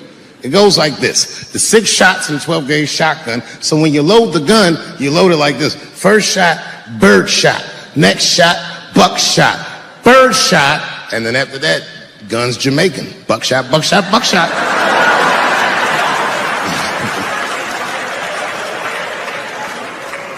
She got to picture it. Okay, like say I'm in bed and I'm sleeping, and suddenly my wife wakes me up. David, wake up.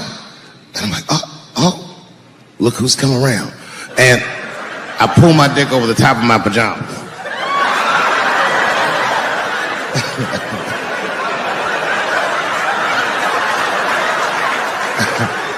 And she says, no, I hear something. I go, oh, this bitch. So I get up, I grab the gun. I say, wait here, baby, I'll go check it out. Just lock the door behind me.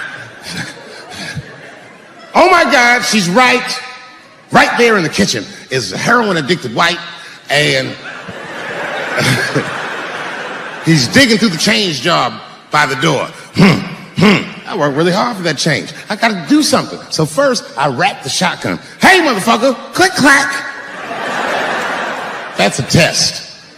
That click clack sound will stop a rational human being in their tracks.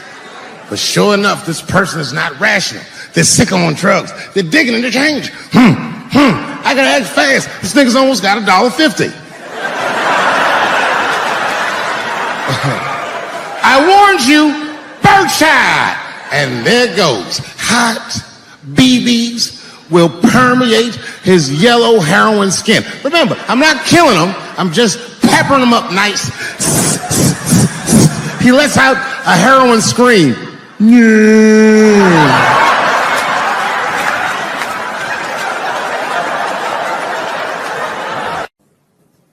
I'll tell you what happened, but I can't say it directly.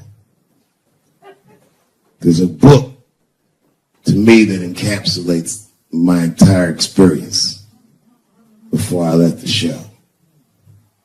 And the book is called Pimp. It's written by a guy named Iceberg Slim. Here, bring it up here. This is Matthew. Matthew was from France. He's white. And yet, he has an original copy of this book written by a black American who was a pimp in the 40s. Iceberg Slim, his real name was Robert Beck. He got the name Iceberg because he was in a bar in Chicago and there was a shootout in the bar and a bullet went through this nigga's hat and he still finished his drink. Pimps love shit like that. They said, man, you ice cold. And he said, I like that. And it stuck. This book is so heavy in the front, it has a glossary of pimp terms because the ideas are so foreign to the American ears. For instance, do you know what the phrase mileage on a hoe means?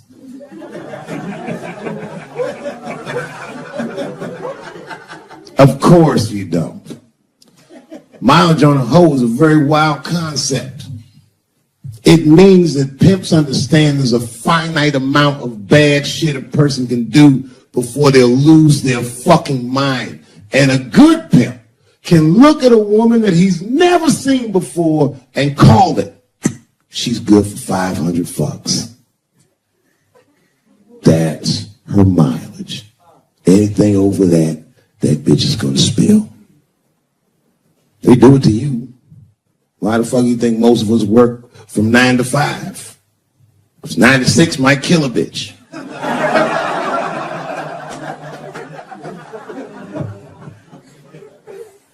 Iceberg Slim was the one that broke down what a bottom bitch was. Does anyone know what a bottom bitch is? Anyone? What's a bottom bitch, sir? It's your prostitute that's the best out of all of them, that brings in the most money. That's right. That's exactly right. Are you black? That's right. A bottom bitch is a pimp's number one hoe. She's even a bitch that helps him keep the other bitches in line. I will repeat. She's even the bitch that helps him keep the other bitches in line. The pimp was McDonald's and the bottom bitches is French fries. And I don't know what you know about Kevin, but I know Kevin Hart is damn near perfect. As close to perfect as anybody I've ever seen. In fact, Kevin is precisely 4 tweets shy of being perfect. 10 years ago, Kevin had made some very homophobic comments. And I'm not going to repeat what he said, because this is Atlanta. You know what I mean. I'm sure there's a lot of gay men here tonight with their wives.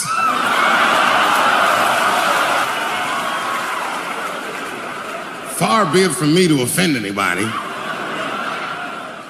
All right, I'll tell you what he said. Thank you very much. Very good to be here tonight, man. I almost didn't make it. I just got back in the country. I was in France. I didn't even mean to go to France. Actually, I was in Algeria in Africa, and my plane got hijacked. You might have seen it on the news. Very horrifying experience. Everyone on the plane was scared, except for myself.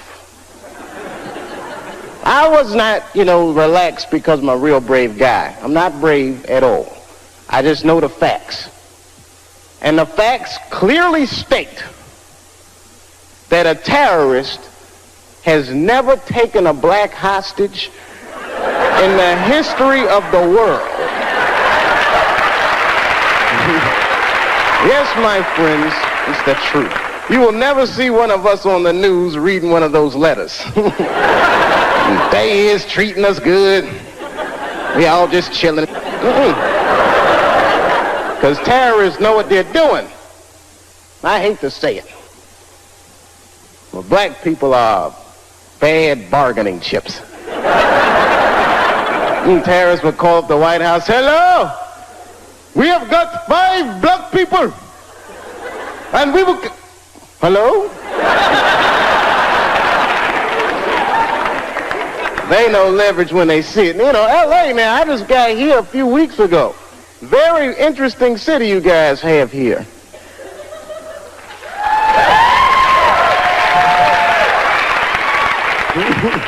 I guess you like it. I like it too, man. I just gotta get used to the pace of this place. I mean, I look like a real slow guy, but I like contrast. Speed turns me on.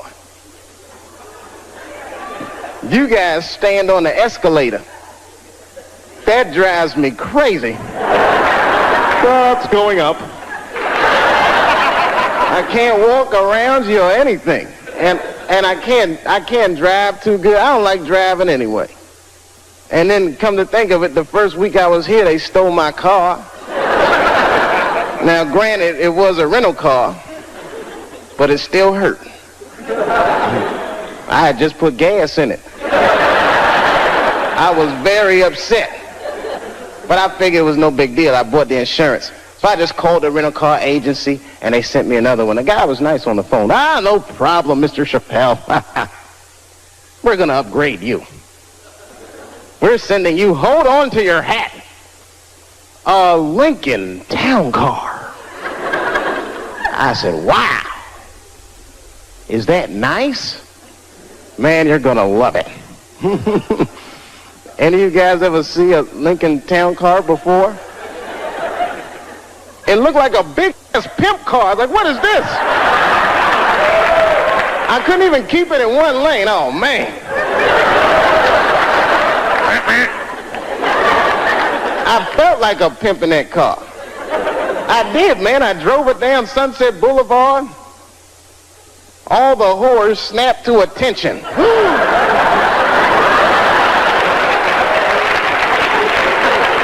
lot of weird stuff happens here, man. You guys on a roll with your natural disasters and riots and woo! This place is, I mean, it really fascinates me. New York is bad too. I live in New York now. New York's bad.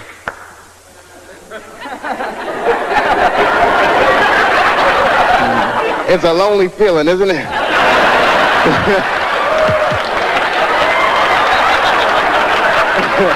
I know how you feel.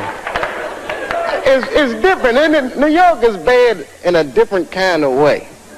It's so dirty, man. The wildlife is dirty. You ever see a New York squirrel? I'm scared of squirrels because of them. They are just filthy. Any of y'all know what squirrels are supposed to eat? Anybody? Nuts? That's what I thought. You know what I saw a squirrel eating in New York? An Egg McMuffin. Something was right. Anything they can find. They chew gum, they smoke old cigarettes. They're just foul animals, man. That whole city is crazy. I don't know. You ever notice, I don't know, like I see a couple kids in here. I don't know if you kids read comic books. You notice, though, most of the superheroes live in New York because we desperately need them. I mean, but I think New York is rubbing off on superheroes because they're all like very bad role models for children. I don't know if you've ever noticed that or not. Like look at Wonder Woman. You ever just take a good look at her? Look at her clothes. Tacky, tacky, tacky. Big old red hooker boots and blue underwear with stars. What the hell is she dressed for? Look at the weapons they give a woman to fight with. A golden lasso that makes you tell the truth. What is she gonna do with that? You know, just catch a bad guy. Gotcha! I wasn't gonna say anything earlier, but this lasso just squeezed the truth right out of me. Terrible thing. And I'm not just picking on the women either. I'm talking about all superheroes. Can't stand superheroes. They're so prejudiced, too. You ever notice how prejudiced superheroes are? They only fight crime for the very rich. Think about it. You will never see Batman in the projects wasting his goddamn time. I can see him now. He's just robbing. Yes, Batman. Didn't we park the car right here, man? What the hell?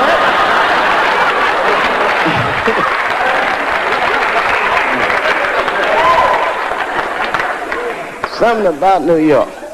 New York diversified me, though. I learned a lot about culture there. I mean, I'm a big culture buff.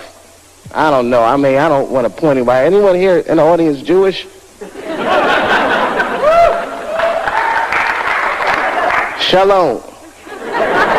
You know, something I picked up. Actually, I mean, I like everybody, but I'm going to have to be honest. Jewish people are my favorite white people.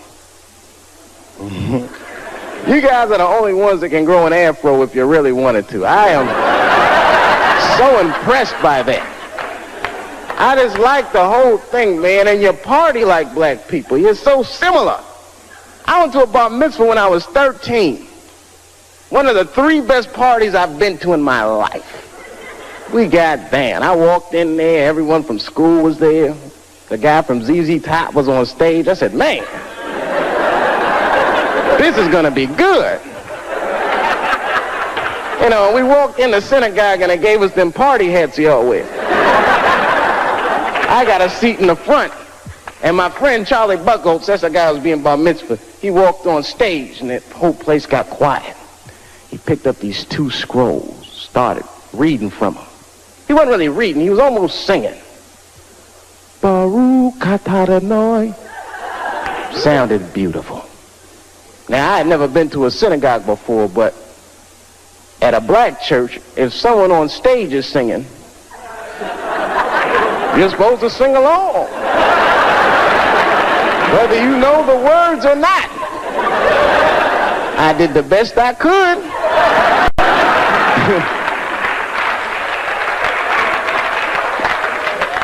Then things really picked up. We all left the synagogue and went to this after party at the Hyatt. This is the fun part. There was all kinds of food, man, bagels and filthy fish. And we went in there, and I was wondering what kind of music they were gonna play. Now let me tell you something. I don't know who this Hava Nagila guy is, but his album is slamming. They put that music on, the whole place just lit up. Everyone was dancing. I was breaking plates. Hey! And someone shouted out, sponsor. That's Greeks. Oh, sorry about that. Wrong white people. But anyway, we were having a great time. I didn't even know it was a tradition. You're supposed to pick the person who's being bar mitzvah. You pick their mother up in a chair and dance around the party. I did not know that that was a tradition. I mean, I was just thinking, man, we are out of control tonight.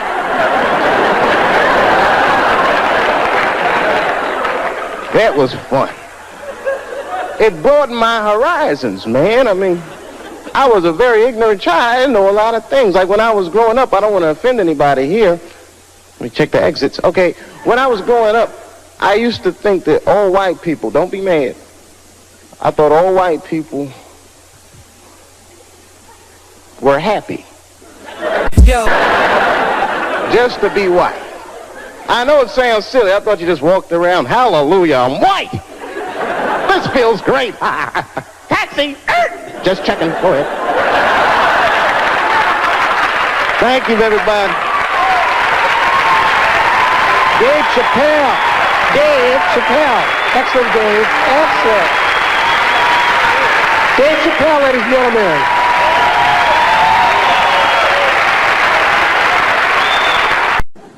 Gay people have a hard time doing that recently.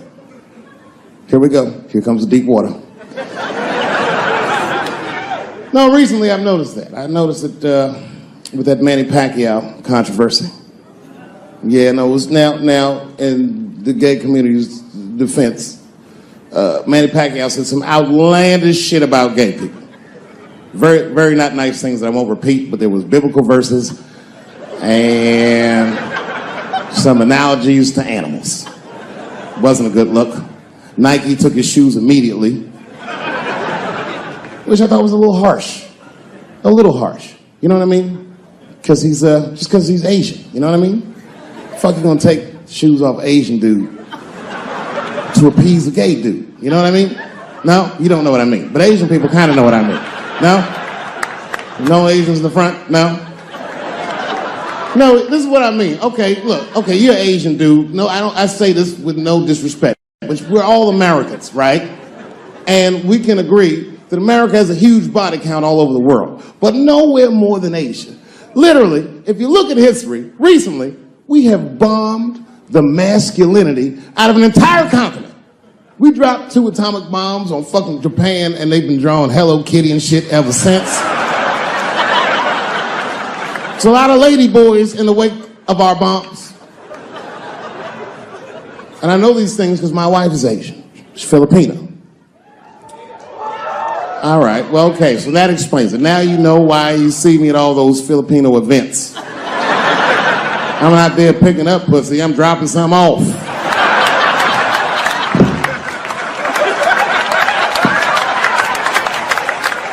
I take my wife to all that shit. I took my wife to see Pacquiao fight Mayweather. We sat ringside, okay? That was a quiet car ride home. That's what that was. But if you know what's popping in the Philippines, you know that they got a whole generation of kids in the Philippines growing up without their mothers. Yes. A lot of women in the Philippines go to the Arabian Peninsula, they come to the United back home, which is still one of the #1 staples in the Philippines economy. Money that their expats send back to the Philippines. The men, on the other hand, are left rearing children, twiddling their thumbs, waiting on their wives' checks. These men have been fucking emasculated. And then suddenly, a boxer rises from amongst them and reinstates their manhood with his motherfucking fist. This is not the guy you're supposed to ask, what do you think of homosexuals? He's not your champ. Shit. That's why I don't have a sneaker deal, because if you say something that people don't like, they'll take your fucking shoes off. Throw the head. They've got the longest mental gap to bridge. That's all I'm saying. Because, you know, whenever I see one of them T's on the street, I don't mind them, but I'll be like, man, I miss Bruce. I'm sorry, guys. I'm 42. I remember Bruce Jenner. Before the Kardashians, before all that, this motherfucker was a white American superhero. It was amazing. He was beating Africans at track and field. We'd never seen anything like it. He was on my cereal box growing up. You know how much of that cereal I ate, nigga? I didn't know he was gonna do that.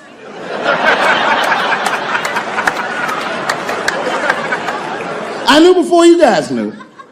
I heard things on the street in Hollywood. You know, you just be out, see people. Hey, what's up, Kanye? Why the long face?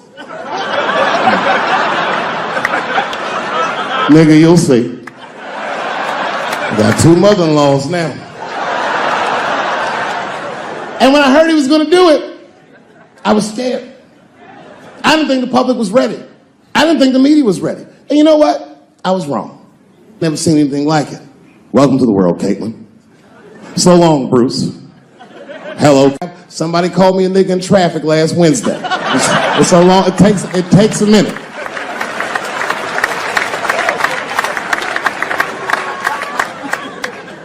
My wife's friend, Stuart, told me that. My wife has a lot of gay friends. Stuart's their leader.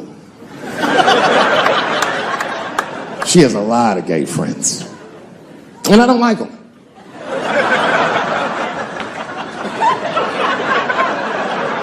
Not because they're gay, I'm just judging them on the merits of their character. They're just not nice dudes. They're fucking rude house guests. They're sitting on my couch, giggling with my wife, eating my motherfucking macaroons.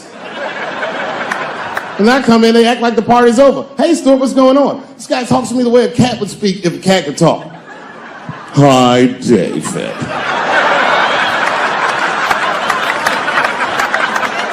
Stuart, what's all the beef, man? What's going on?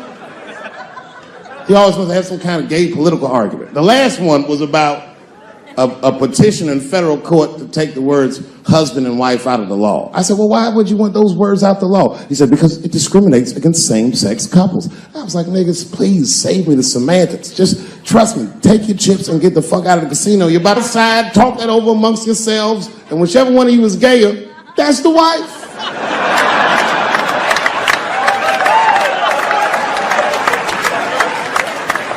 No, Stuart didn't like that. Stuart educates me about this movement, you know what I mean? I didn't even know shit about it. He told me it's called LBGTQ.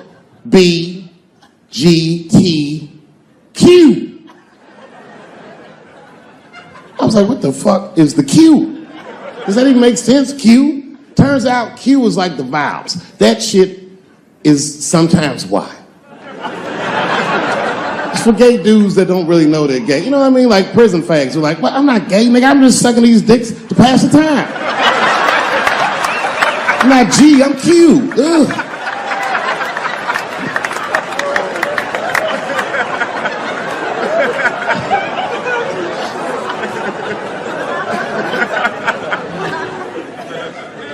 I think, okay, again, of all those letters, the T has the toughest road ahead.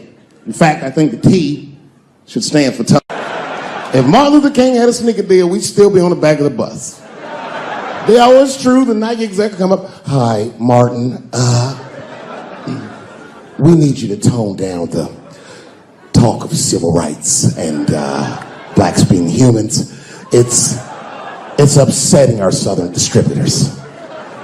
But I don't understand. I thought that's why I had a sneaker deal in the first place. Not quite. Really, it's a walking shoe, and we like the marching, but try to understand. Fuck that shit.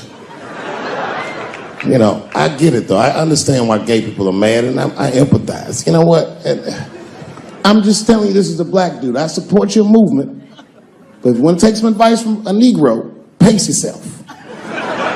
These things take a while. Just because they passed the law doesn't mean they're going to like you. This Brown versus Board of Education was in 1955. I was shocked. Is this happening? Wait a minute. Is this a time in American history where an American can make a decision for themselves? And even though other Americans don't understand it, they'll support it and let this person live a happy life? Is this what's happening? If it is, then good for America. That's Dave Chappelle, the American. Although Dave Chappelle, the black American, he was a little jealous. I was like, how the fuck are transgender people beating black people in the discrimination Olympics? If the police shot half as many transgenders as they did niggas last year, it'd be a fucking war in LA. I know black dudes in Brooklyn, hard street motherfuckers that wear high heels just to feel safe.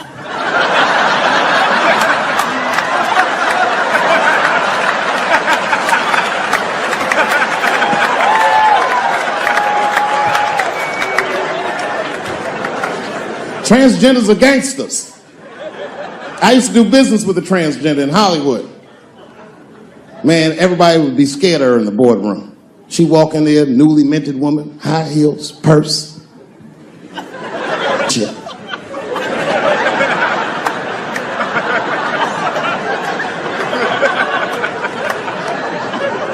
And then she walked to the head of the conference table, stare at us all, reach in her purse, and pull her old dick out and throw it on the table.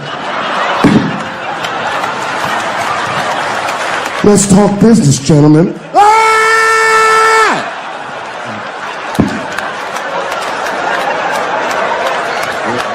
Shit is scary as fuck. If your best friend pitched that to you, you'd be horrified. Yo, nigga, let's go to the hospital and cut our dicks off and make pussies out of them shits.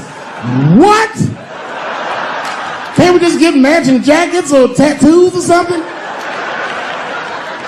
Sure, that's what you want to do? There's only one way to find out, nigga. Wu-Tang, bow, bow. Let's go to the club and trick niggas into fucking us, yeah.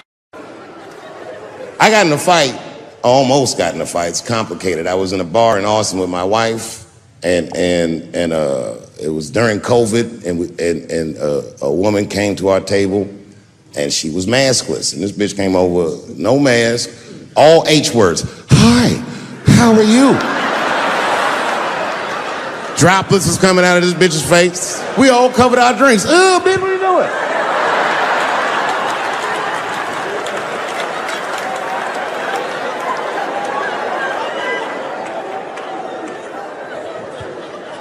Now, I looked over at the table that she came from, and I peeped game. The men at the table were filming me.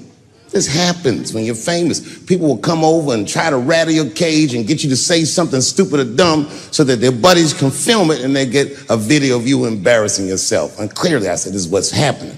And these dumb motherfuckers thought that it was my first rodeo.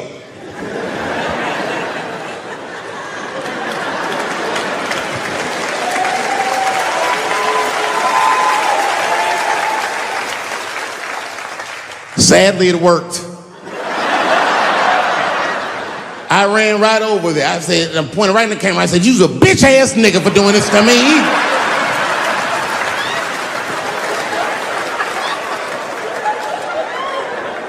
And the dude was shocked that I said it. He said, oh. And when he did like this, I seen all his fingernails was painted, and I realized, like, uh-oh.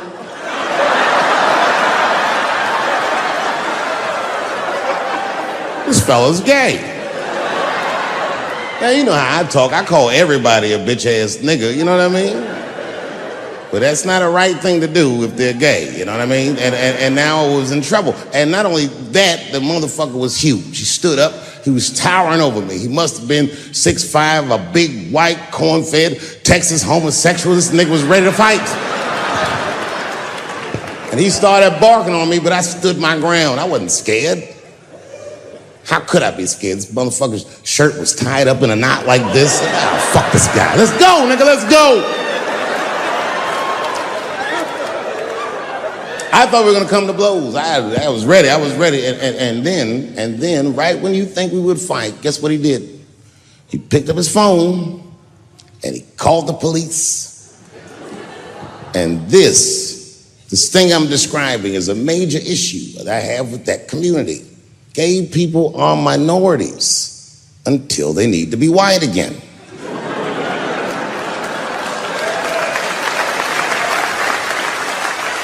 I'm being very brutally honest so we can solve this problem. I'm telling you right now, a black gay person would have never done that to me. Because a black gay person knows when the police shows up, they're not gonna care who called them. They don't show up like, which one of you niggers is Clifford? We're all Clifford.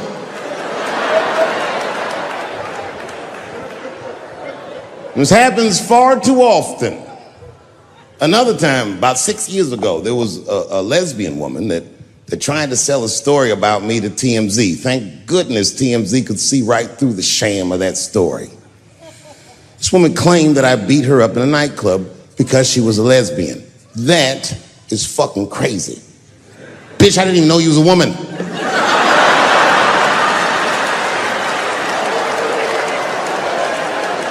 Thank God TMZ didn't believe that. Because I did beat the shit out of her, I'm not gonna lie. It was her fault, I had no choice. I came in the club minding my own business and a woman came up to me, she goes, oh my God, Dave Chappelle. And I was just being reciprocally nice. Hey, miss, how are you? Blah, blah, blah. Benign talk, nothing to it.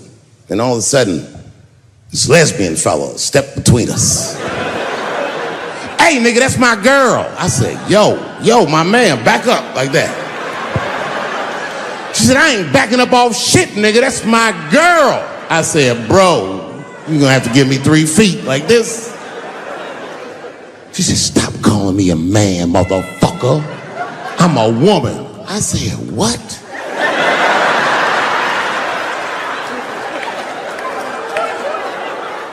And then I looked deep in this nigga's cheekbones. I said, oh my God, you are a woman. It's just too much for me to even wrap my mind around. But I tell you what, I unballed my fist immediately and I softened my posture so that she would know she's in no danger. I even changed the tone of my voice. I said softly, sweetly, like a pimp might say. Bitch, I'm about to slap the shit out of you.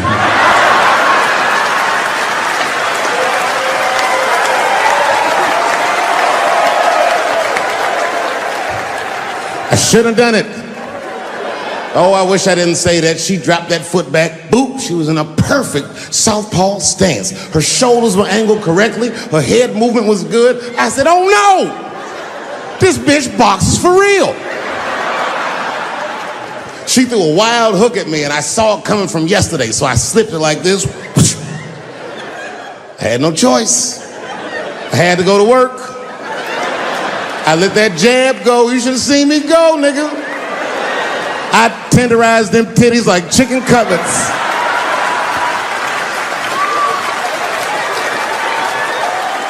I whooped the toxic masculinity out of that bitch.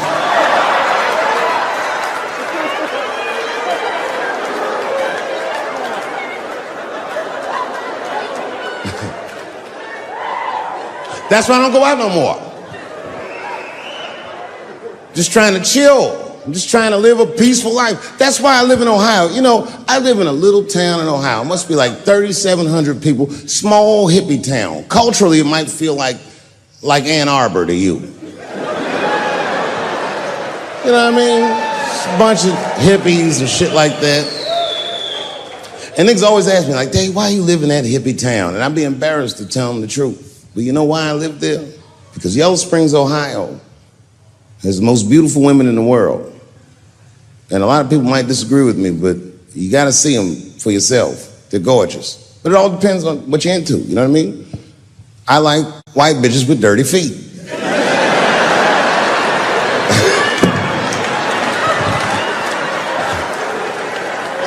If I had a strip club in Yellow Springs, I would call that shit strippies. All naked hippies all the time. And I'd only hire girls with long titties and and long vagina hair that looks like they slept on it. And I would keep a pile of dirt right next to the stage. I come back, bitch, get your feet in that dirt and get up there and give those people what they came to see. Chalk up, bitch.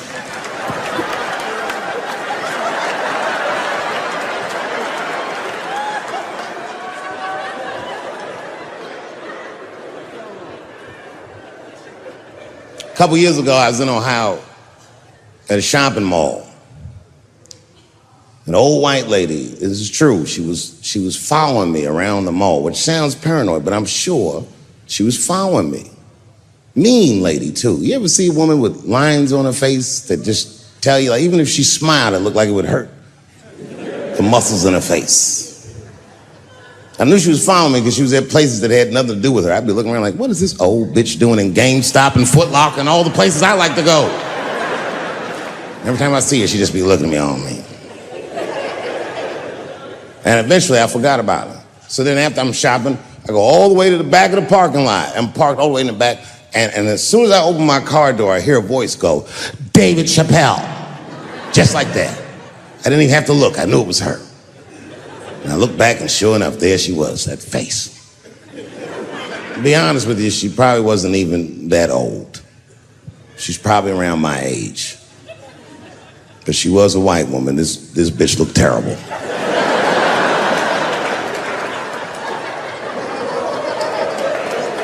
Going all the way. I kept my cool. I was nice. I said, hello, miss. And she didn't say anything back. All she said was, I watch your comedy. I said, uh-oh. And then she says, this is true. She goes, it sounds to me like you hate women. I said, well, you know what, miss? It's art. And you're free to interpret this art however you'd like. But I can tell you, as the maker of this art, that I don't believe that I feel that way. And she said, well, I think. And I said, shut up, bitch. Shut the fuck up. Before I kill you and put you in the trunk. Ain't nobody around here.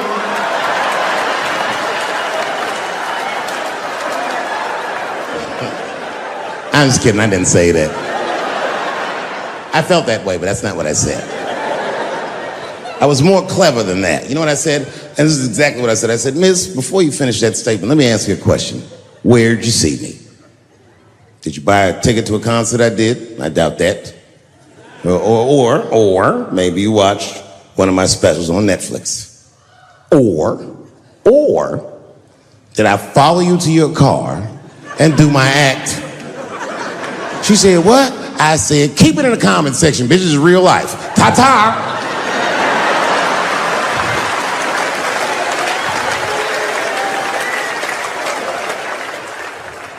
And then I drove off. I know it's fucked up, but I'll tell you the truth. You know, everything's funny.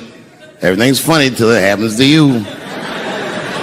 3 months, a mere 3 months after that terrible attack that Chris Rock endured,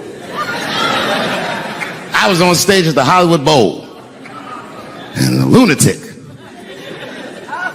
jumped out of the crowd and attacked me. Now, I gotta tell you, if it happens to you, you don't even know what the fuck is happening. It was like slow motion. I just looked over. I don't know this nigga. And I was looking, I said, oh my God, I'm being attacked. And this motherfucker was ragged. He jumped at me. He was like, ah! I'm old, but I'm fast. I caught this motherfucker's head with my hand and pulled his hoodie over his eyes. I can still feel his head in my hand.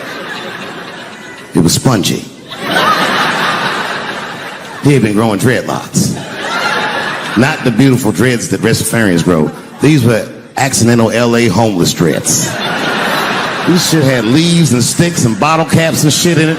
Some kind of grease. I was like, ugh, like this. And then I fell down. And he knocked me all the way on the ground. And I was like, man, this is a bad situation. I'm like, I don't know if I'm gonna die or what's gonna happen. But in that moment of vulnerability, you know what occurred to me that had never occurred to me before in my life? In that moment, it occurred to me that bodyguards should not wear dress shoes to work, Travis. This nigga Travis came out slipping and sliding on some kind of beautiful loafer and fell flat on his back. I said, oh my God. Now both of us are down. I gotta handle this shit myself. So I popped that back, boom. And then the kid that knocked me down, he popped out, boom. And we looked at each other and realized, at the same time, I was bigger than him. And that motherfucker took off running. And I started to chase him and I said, fuck him. And I picked the microphone up. So I'm gonna finish this show now. That's right.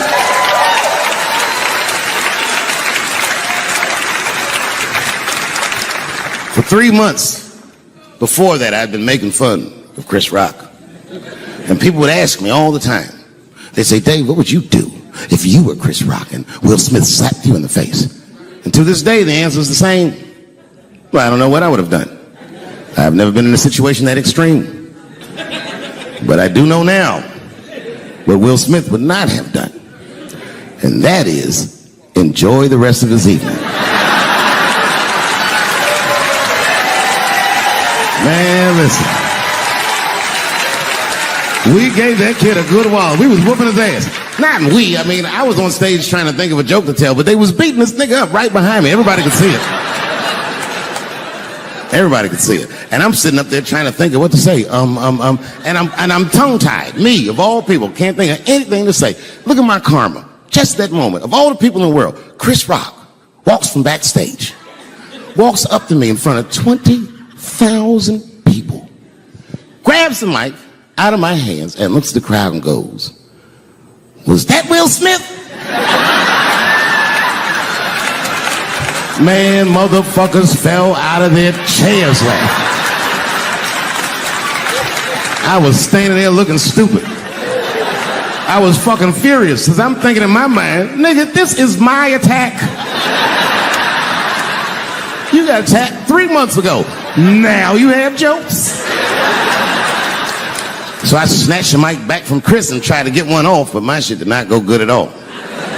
I didn't know what to say. I was just like, it was a trans man. And the crowd was like, boo. It's LA, we like trans people, boo. I know, I felt so bad.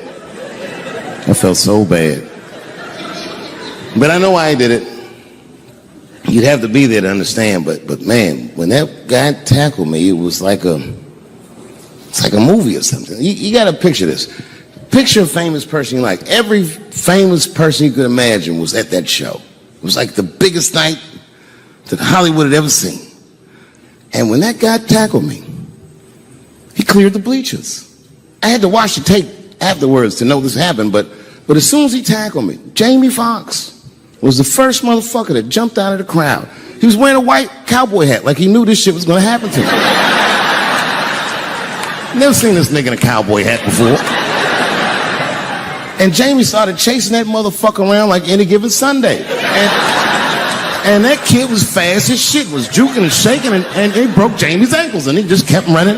And then Jon Stewart from The Daily Show ran from backstage and jumped at this motherfucker like Super Jew. He was like, ah! And the kid seen John coming, so he jumped back, and John went flying that way. And this kid was fast, and then he turned around. He sees the emergency exit. He starts running for the emergency exit. Just before he got to the door, motherfucking Puff Daddy from Bad Boy Records jumped in front of the door. That nigga was like,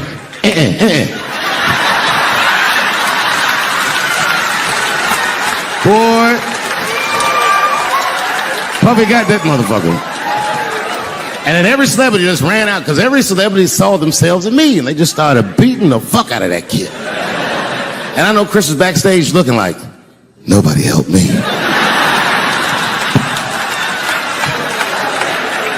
Everybody hates Chris.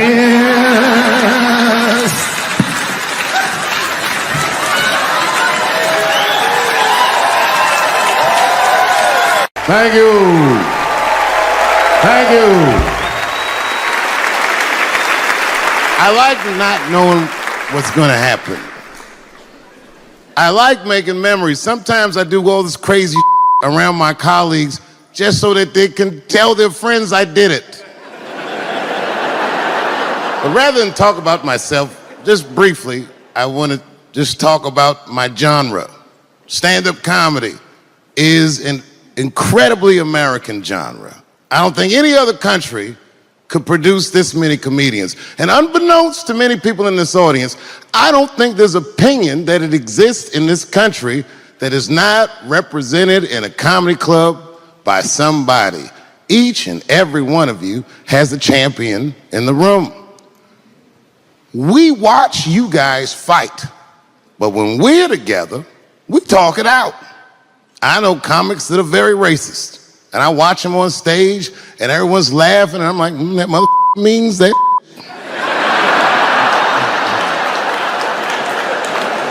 Don't get mad at them, don't hate them. We go upstairs and have a beer, and sometimes I even appreciate the artistry that they paint their racist opinions with. Man, it's not that serious. The First Amendment is first for a reason. The Second Amendment is just in case the first one doesn't work out. We gotta let some air out of the ball, man. The country's getting a little tight. It doesn't feel like it's ever felt in my lifetime. So tonight, I am honored that my colleagues are here in comedy and in music.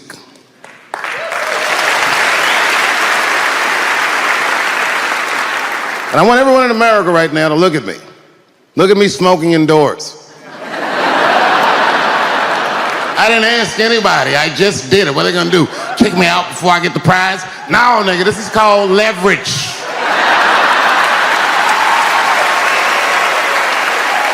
The thing that I liked best about tonight was that I saw so many people from different parts of my life, like friends that I grew up with here in DC, friends of mine from Ohio then and now, friends of mine from comedy clubs, all the musicians that blew my mind. You guys have no idea how you inspired me. I want to give a special shout out to my OG, Tony Woods. Miles Davis has a quote.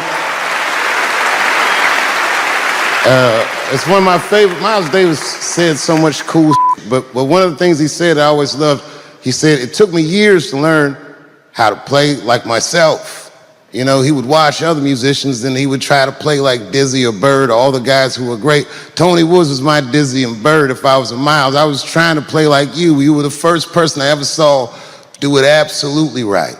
You were fearless and you told the truth. There's something so true about this genre, when done correctly, that I will fight anybody that gets a true practitioner of this art form's way, because I know you're wrong. This is the truth, and you are obstructing it. I'm not talking about the content, I'm talking about the art form. Do you understand? Do we have an agreement? And what I really wanted to say tonight, and I'm glad I get the platform to do it, I'm gay. I am gay, and I can't wait to see what this does for my career, being gay like this. So many special shout outs. One of the main architects of the comeback of the century, my brother and my mentor, the mighty Stan Lathan. I never dreamed that I would be able to work with someone as great as you. These last 5 specials, straight fire. I wouldn't want to do another special with anybody else but you. So eat your mother vegetables and live as long as you can, because we doing a few more of these bitches. Neil Brennan, your speech made me cry, because it reminded me of all those hard days of work and all that money I never got for it. The other real special shout out I gotta make, because none of this would have been possible on any level without this person, is my mother. Mom. My mother. Mom. You have no idea what I put this woman through. If you had just given birth to me, that would have been more than enough. But the fact that she raised me and raised me well. We had a real oral tradition in our house. I knew the word griot when I was a little boy. A griot was a person in Africa who was charged with keeping the stories of the village. Everyone would tell a griot the stories, and they would remember them all so that they could tell future generations. And when they got old, they'd tell them to someone else. And they say in Africa, when a griot dies, it's like a library was burnt down. And my mother used to tell me, before I ever thought about doing comedy, she said, you should be a griot. And she'd fill me with every story of black life. You know, she's educated in African American studies, and she would let me understand the context that I was being raised in. That I'm being raised in a hostile environment that I have to tame. By the time I was 14 years old, I was in nightclubs, mastering an adult world. It was terrifying. The crack epidemic was going on, and my mother would hear gunshots outside and be scared to death. Maybe it's my son. But early in my career, if you remember, Mom, you used to sit in the club with me. So you do a full day of work, you'd be back there falling asleep just waiting for me to go on. She would watch my show every night. Do you know how long that car ride is home?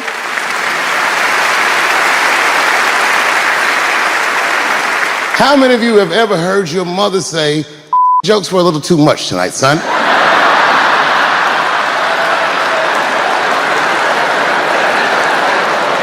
I was a soft kid. I was sensitive, I'd cry easy, and I would be scared to fist fight. And my mother used to tell me this thing, I don't even know if you remember, but you said this to me more than once. You said, son, sometimes you have to be a lion so you can be the lamb you really are.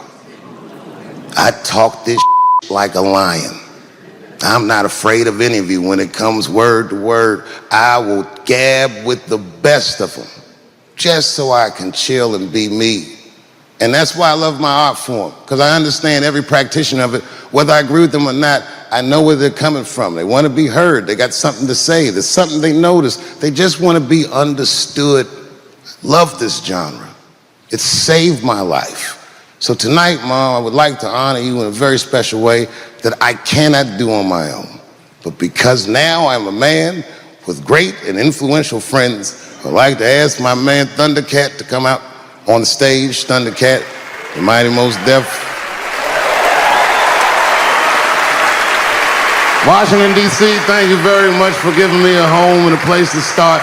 Today is officially Dave Chappelle Day in Washington, D.C. The mayor declared it last night.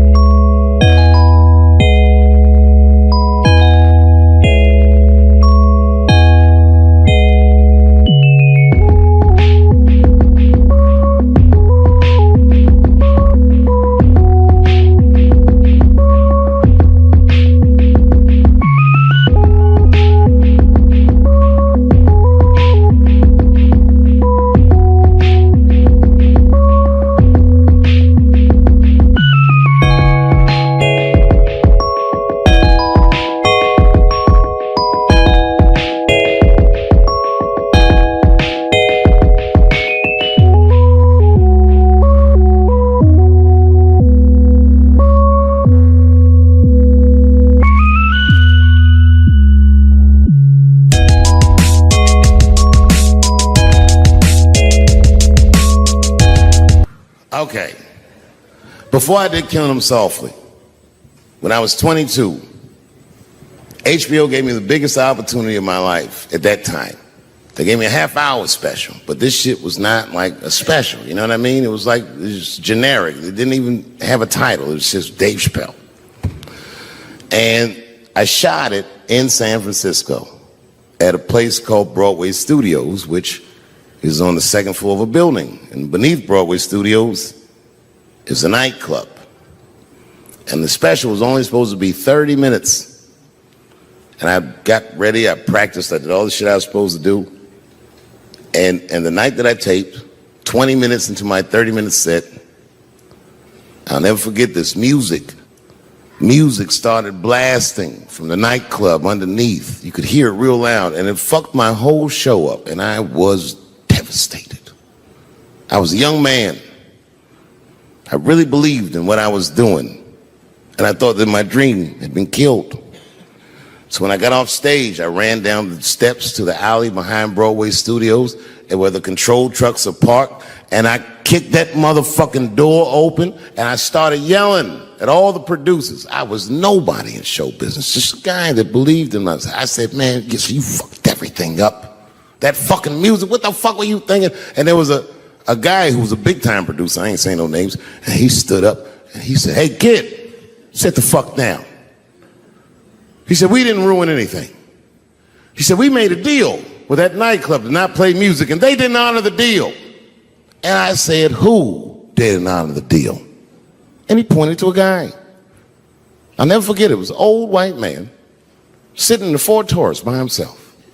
And he said, that guy right there. And I didn't waste no time or ask no questions. I went to that Ford Taurus and I beat on that window and I said, open the door, motherfucker, I want to talk to you. And that old man looked at me for 1 second and wisely drove the fuck off. And left me in the alley cussing at anybody who would listen. And 2 minutes later, literally 120 seconds later, couldn't have been any more than that, the doors of the kitchen in the alley of that nightclub underneath Broadway Studios flung open. And that old man was standing there, that same old man with reinforcements. He had 2 big goons with him, and he looked at me, and he was calm as a cucumber. He said, you, come here. I want to talk to you. I didn't know anything about the streets at this age. But I found out later in my life that these men were Russian mobsters. And I don't know what you guys know about the Russian mob, but these are the niggas that killed Denzel in Training Day.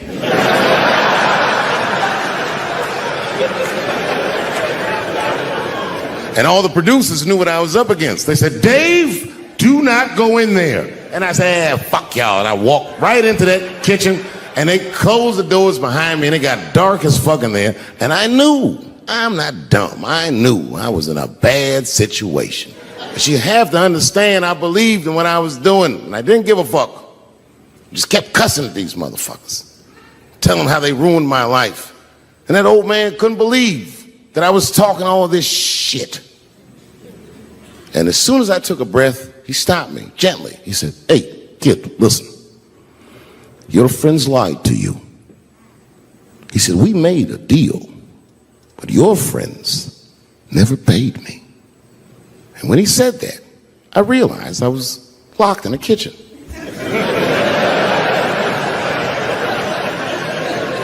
I realized he was telling the truth, which would make me wrong.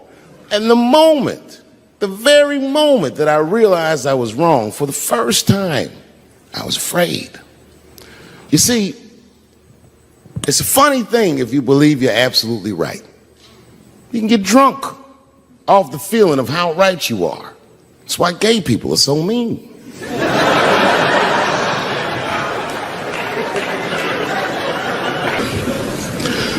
I started doing stand-up comedy when I was 14. I'll never forget the first time I was on stage. The guy that introduced me was a guy named J.T. Newton. I'm 47. I can close my eyes and remember the introduction like it was yesterday. It went like this.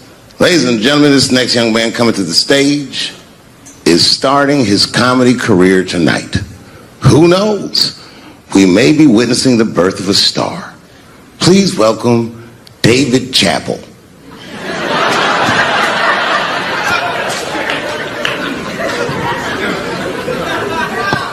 From the first time that I ever held a microphone, I was sure this was it.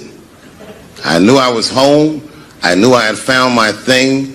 And my God, man, I was a child. I got good. Matter of fact, I was good from the moment I started. And I'm not saying this to be a braggart. I'm telling you the truth. These old niggas was in awe of me. How is this little boy so poised? They used to say. I was. I mean, you know, I got better, but it started out good. About a year into it, when I was 15 years old, I had written a joke during the AIDS epidemic about having a Goodyear condom. Something, I don't even remember the joke. Something about an industrial strength condom by Goodyear. I just remember all the comedians really liked that joke. And there was an older comedian And he came to me one night after the show, after he saw the joke, and he said, listen, I got an audition at another comedy club, and I was wondering, do you mind if I do that joke? I just want to borrow it. Now, I'm a kid. I don't know any better. I'm like, borrow it? Well, I guess, sure, if it'll help your career. I let him do the joke. And then weeks later, I was waiting to go on at a comedy club, and he went on before me, and he did the joke. And after the show, I pulled him aside and I said, hey, man, I don't mind you borrowing my jokes, but you got to give them back. He said, oh, I forgot to ask you. He goes, let me buy that joke from you for $50. And I said, man, I'd do it, but I'm just starting out. I need all the material I can get. The idea being that the more material I can accumulate, the faster I'll be able to make money for my work. I said, I can't do it. I want my joke back. I'll never forget this. Remember, I was a 15-year-old child. This guy was a grown-ass man. He stood up over me so I could see how big he was. And he said to me, really? I can just take it. And he did. I got scared because I was a child. But I never forgot that. I never forgot that. I was 15 years old. I'm 47 now. I think about this guy all the time. When I look at my own kids and I see how young and innocent they are, I can't believe someone did that to me. And I don't think about it every day because that was the worst thing that happened to me. I think about it every day because that was the first time that someone ever did that to me. But in my career, it has happened many, many times since when someone would intimidate me or scare me and take something that I believe was mine. I'll tell you another story. Now I'm 18 years old. I'm living in New York City, and I just finished my first road tour, which was a very difficult tour. I'll spare you the details. Now I'm back in New York, but my rent is paid, thank God. And I have $60 to my name, and a woman that I had met in Pittsburgh, a bad Dominican bitch,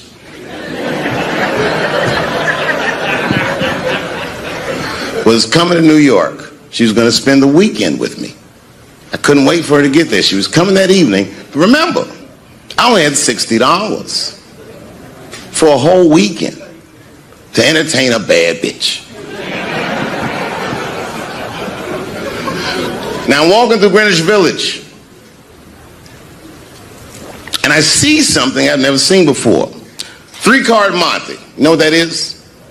Yeah, the guy had the whole thing. The table was set up, and he had the 3 cards, and the crowd was hooting and hollering, and he was like, find the red card, find the red card, and people were playing. Sometimes they win, sometimes they lose, but it was really exciting, and I'm standing there watching it, and I noticed while I'm watching them play this game that the red card, the one you're trying to find, had just a little bend on the corner. And I'm watching it, and I'm like, yo, this guy doesn't seem to know that red card is bent. I'm going to beat this motherfucker. And I walked up to the table, and I said, let me play a hand. And I put my last $60 on that table, and he starts to shuffle and find the red card, find the red card. And I kept watching that bent card go around the table, make sure I kept my eyes on that bent card. And when he stopped shuffling, and he said, find the red card, I pointed to it with confidence. Here it is right here. And he flipped it over, and it was black. And he took my money. I couldn't fucking believe that. How did this nigga do that? Was that magic or sorcery? I was confused. So you know what I did? I sat there,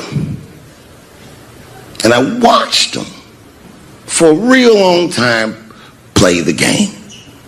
And I realized that all those people who was doing all that hooting and hollering and betting, my God, they were his friends. They were in on the whole thing. I felt so wronged. I felt so stupid. And then the next sucker came up to the table and was about to put his money down. And I said, fuck that, man. Don't put your money there. All these niggas is in on it. It's a trick. And when I said that, the guy that was dealing, and this motherfucker was huge, snatched me up by my collar. Feel how strong he was when he grabbed me. I was a skinny little guy.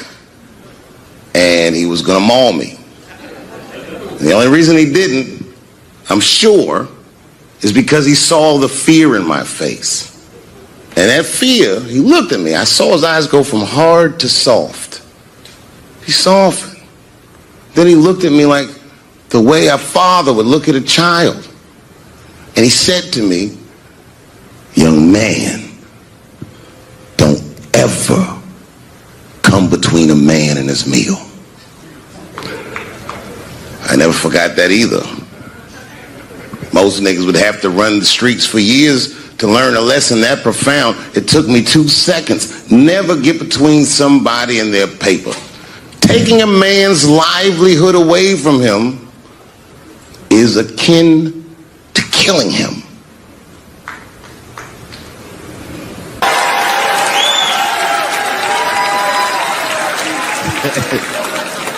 Look, it was way more intense than what you guys might have read. I don't know what you read, but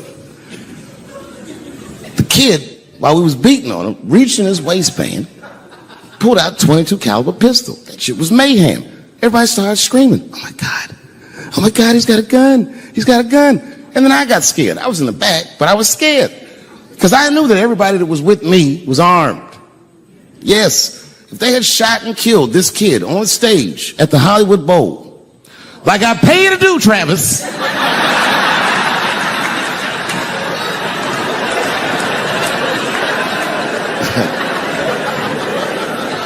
but Travis G'd up. Travis wrestled the gun out of the kid's hand, and then he took it like this and tried to chamber the round, and he couldn't.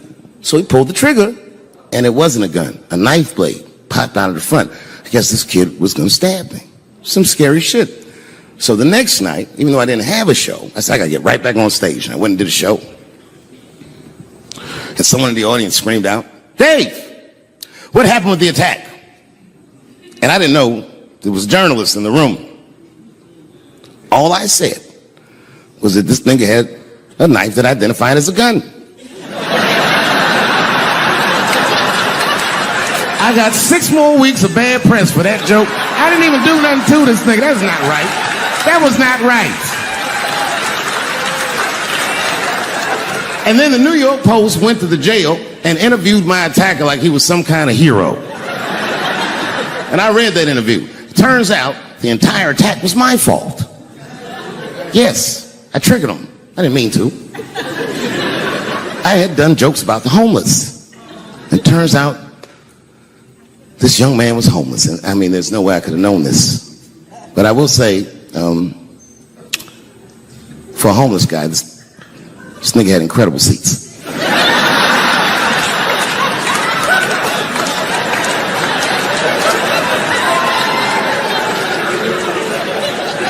Oh, and they said I triggered him because I had done LBGTQ jokes, and it turns out this fella was a bee. That was the headline in the article. It said, Dave Chappelle's alleged attacker is bisexual. I said, alleged attacker? This motherfucker definitely attacked me. I'll show you the tape. He's allegedly bisexual. I'm going to need to see him suck somebody's dick before I believe the rest of this article.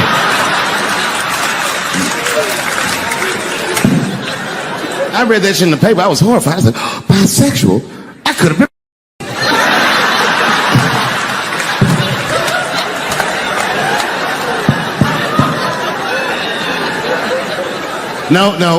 No, you know what though?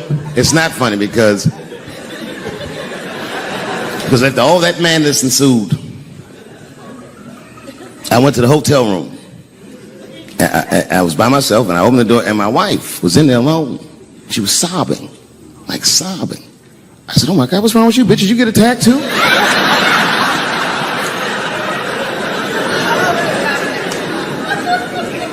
And she's crying. She said, oh my God, David. She said, if you had died tonight, me and the kids would have nothing.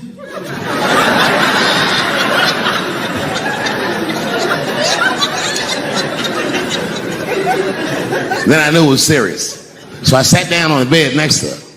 And I reached in my pocket, I pulled some keys out that she'd never seen before. She said, what are those keys? And I gently placed them in her hands. I said, sweetheart, those are the keys to my safe deposit box. God forbid anything ever happen to me. But if it does, don't even worry about it. You and the kids have everything you need in that box. I've already taken care of it. And she was looking at them keys, and I could see her mind realize what we were actually talking about. And then she just started crying harder. And to be honest with you, that made me cry a little bit too. And we hugged each other real tight.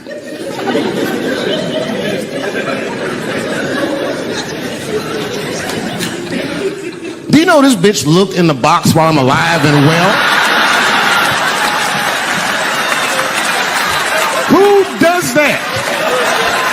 Oh my God. And then she was mad at me. She said, God damn it, David, I opened that box. I said, you did? She said, yes, I did. And there was nothing in there.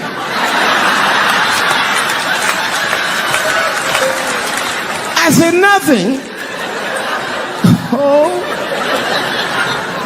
She said, nothing except your stupid joke book. I said, whoosh. I said, well, sweetie, look. If you tell those jokes exactly how they're written, you and the kids should be fine. They're really good jokes.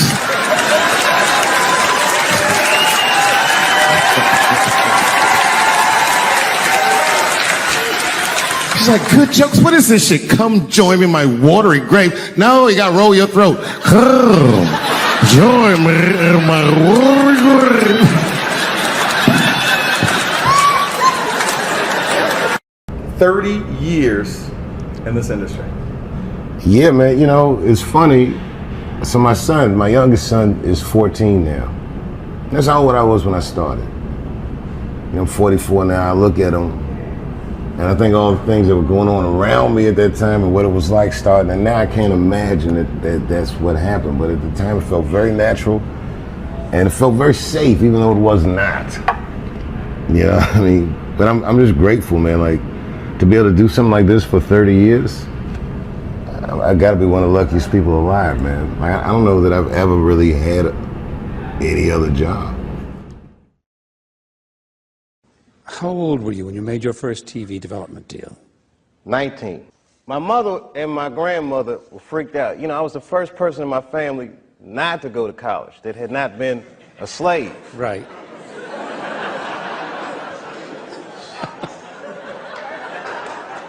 So I was really breaking from tradition, and it was like a graduation lunch we were having, and they had my dad come and talk to me, and my dad takes me outside, and he's like, listen, and this is some advice that applies to all you acting students. He says, to be an actor is a lonely life. Everybody wants to make it, and you might not make it. And I said to my dad, well, that depends on what making it is, Dad. He was a smart-ass kid. Yeah. It depends on what making it is, Dad. He says, what do you mean? I said, well, you're a teacher. I said, if I could make a teacher salary doing comedy, I think that's better than being a teacher. And he started laughing. He said, if you keep that attitude, I think you should go. He said, but name your price in the beginning. If it ever gets more expensive than the price you name, get out of there. Mm-hmm. Thus, Africa.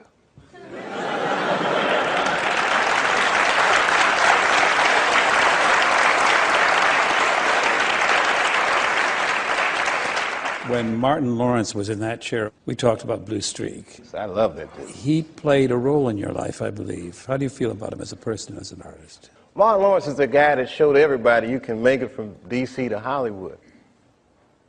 And I had a personal stake in his success. Every time he did something, it made me feel inspired and really good. And he was always real nice to me. He'd sit me down, what's going on with you, baby boy? What? We'd talk about comedy, whatever. And, you know, when we did Blue Streak, we were promoting it, and Martin had a stroke. He almost died.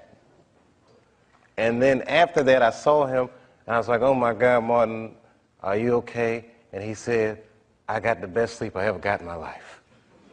That's how tough he is. So let me ask you this. What is happening in Hollywood that a guy that tough will be on the street waving a gun, screaming, "They are trying to kill me"? Yeah. What's going on? Why is Dave Chappelle going to Africa? Why does Mariah Carey make a $100 million deal and take her clothes off on TRL? A weak person cannot get to sit here and talk to you. Ain't no weak people talking to you. So what is happening in Hollywood? Nobody knows. The worst thing to call somebody is crazy, is dismissive. I don't understand this person, so they're crazy. That's bullshit. These people are not crazy. They're strong people. Maybe the environment is a little sick.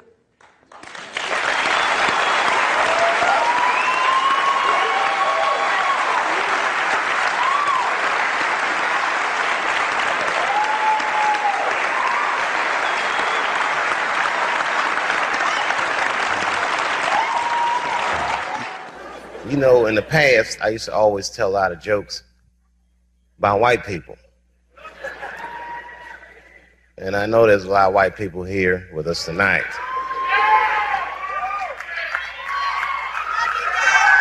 Good evening, whites. Everybody knows what it's like to be embarrassed or to feel marginalized. The implication is authority. Nobody likes authority figures. When I say jokes about white people, don't think for a second that I'm talking about you.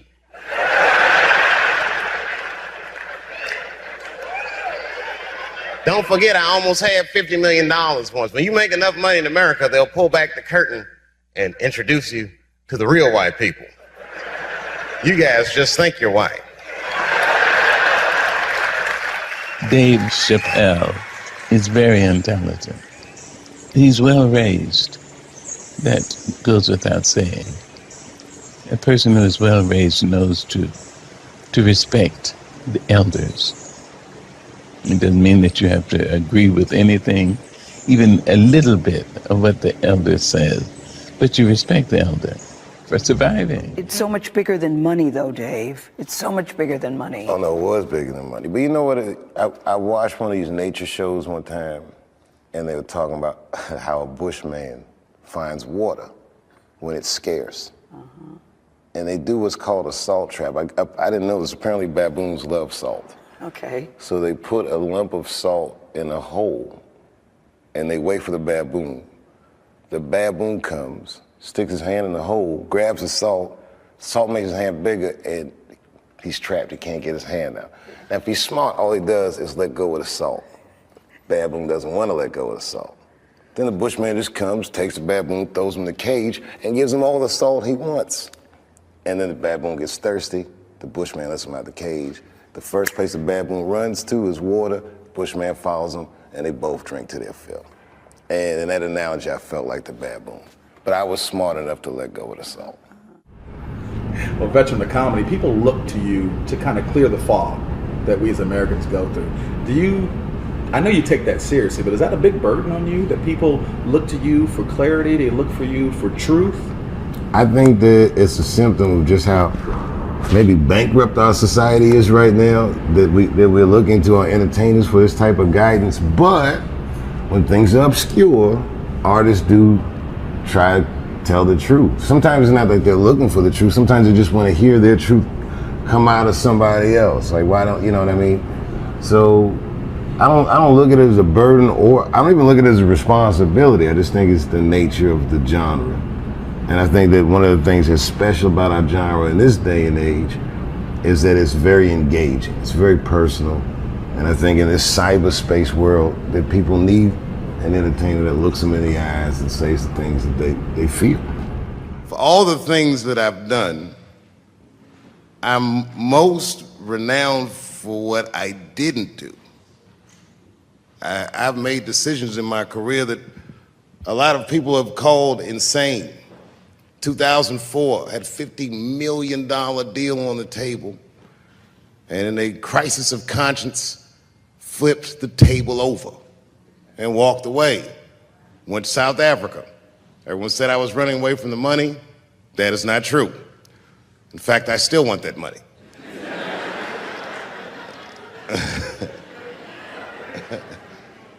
The idea that I wanted to just share with you guys is the idea that sometimes you do what you think is best. Whether anybody understands it or not.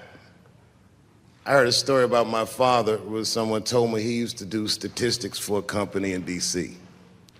The company he did statistics for started doing business with the South African government, so he quit his job. It's caused a lot of problems between him and his wife. It's hard for a man when he can't provide for his family the way he wants to, and he suffered through it. And a generation later, when I had my crisis of conscience, I was able to go to a free South Africa and get away from the heat. This idea that what you do in your lifetime informs the generations that comes after you is something I keep thinking about, something that is so much bigger than just ourselves. I just want you guys to remember, you know, that right now there's this thing where ethics aren't what they used to be. This idea that people are trying to replace the ideas of good and bad with better or worse. And that is incorrect. You gotta keep your ethics intact because good and bad is a compass that helps you find the way. And a person that only does what's better or worse is the easiest type of person to control. They are a mouse in a maze that just finds the cheese. But the one who knows about good and bad will realize that he's in a maze. This is my last question for you. You don't do many sit-down TV interviews. Why is that? Because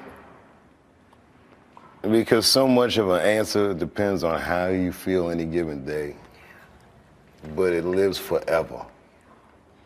That your opinions about things can change, your view of yourself can change, and yet this is on a permanent record.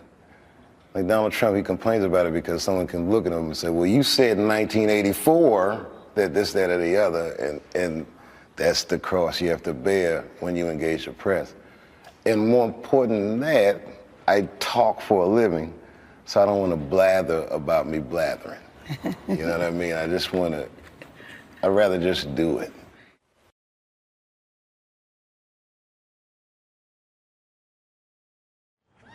Well, this has been fucking wonderful. I don't know what to say, man. I don't even want this night to end.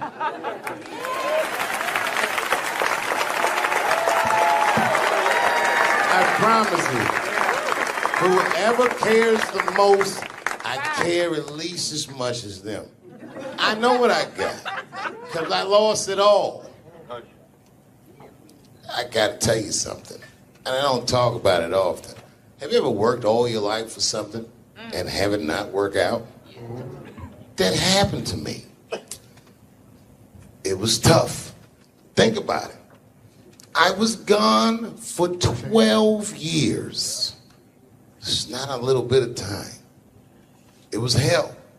I watched other niggas that I knew become very famous. I watched the world go on without me. I mourned the loss of it. And after a while, I didn't care. Coming back was terrifying. I understand what I am. I really do, more than anybody. Like when they write about me in history, I'll be dead reading it like, yeah, I knew they'd say that. They say that a person can't dream of a face they've never seen.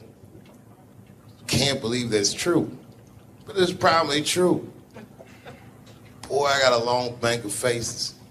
32 years, I could close my eyes, I could think of any night. There's so many faces. Every night, most nights, they're all looking up, smiling. You have no idea what the world looks like from there. All different races, all different colors, all different kind of beliefs, just looking at me, smiling for 32 years, night after night.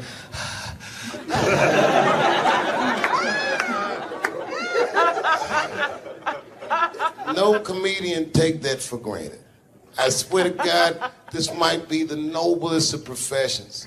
Robin Williams had a bar that I loved. He said, comedy is the only job you can have where you can use everything you know. And that's true. You can use more than you know. If you use what you think, use it. Don't be afraid. Don't let these bitch-ass niggas button your lip. Say it anyway.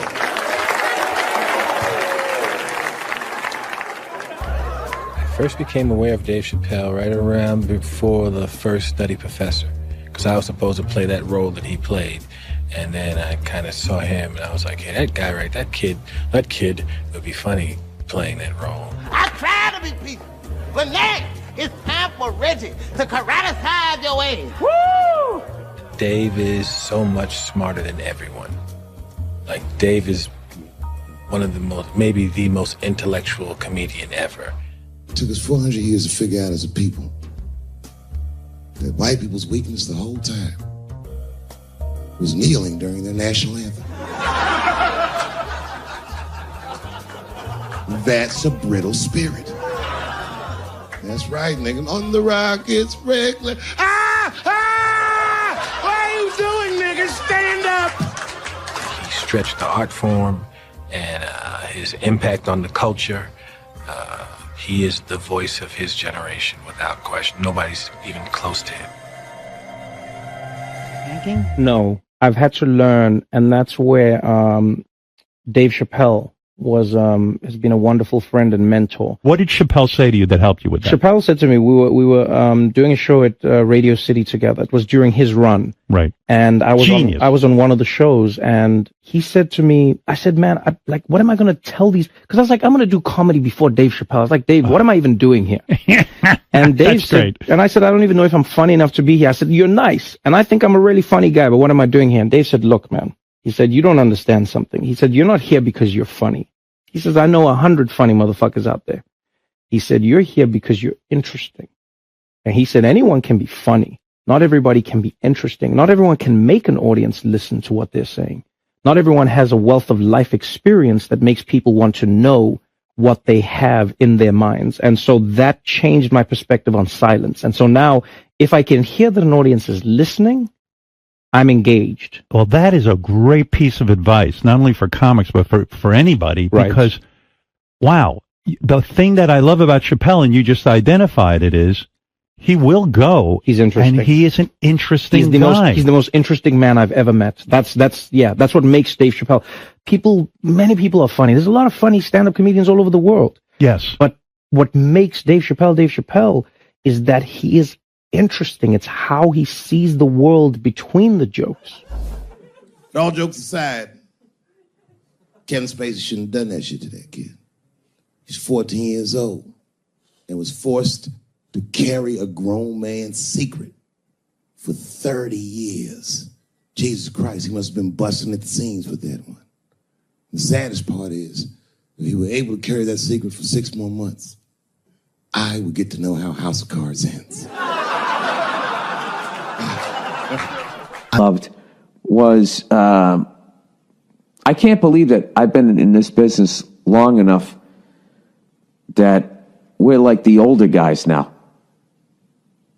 It always blows my mind that I'm like 5 years older than Dave Chappelle, because he was already a made guy when I came in. So I always look at him like he's got 10 years on me, or 15. And, just when I watch his act, I'm like, this guy's clearly been doing this a good couple of decades longer than me. And the reality is, I think he's only been doing it like 6 years longer than I have, or something like that. He's fucking amazing. And what I love too is just, he's that same, with all that's changed, everybody getting offended, all of this fucking crap, how you get in trouble, he hasn't changed at all. He's just like that same guy that I saw way back in the day when I used to go to the Boston Comedy Club and watch him go on at like 2 a.m. and just start murdering at 2 a.m. And I remember I used to always sit there going, how do you do that? How are you that funny at 2 a.m. in front of a crowd that gave up on the show like an hour ago, and they're tired and they just want to go home? That second he steps on stage, boom, he just starts fucking killing. Dave's a beast. Dave's a beast, man. That's the only man that puts a little fear in my heart. I'm like, okay, it's real. What's he doing? Do you watch him? Do you watch him? Totally. You study? Totally. I got Chappelle. I got an app. I follow him. I'm like, you know, my man Prince Paul always says, competition keeps you in condition. True. You know? So yeah, that's my man right there. The other real special shout out I gotta make, because none of this would have been possible on any level without this person, is my mother. Mom. My mother. Mom. You have no idea what I put this woman through. If you had just given birth to me, that would have been more than enough. But the fact that she raised me and raised me well, we had a real oral tradition in our house. I knew the word griot when I was a little boy. A griot was a person in Africa who's charged with keeping the stories of the village.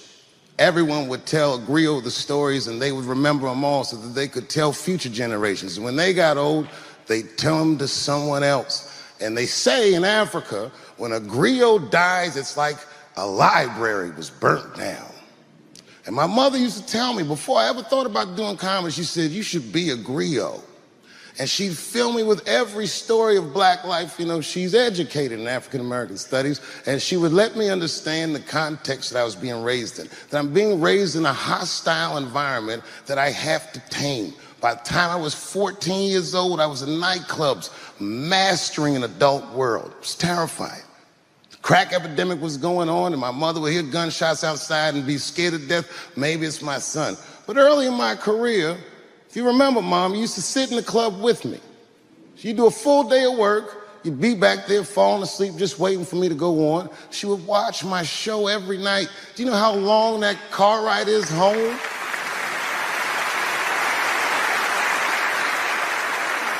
How many of you have ever heard your mother say, pussy jokes were a little too much tonight, son?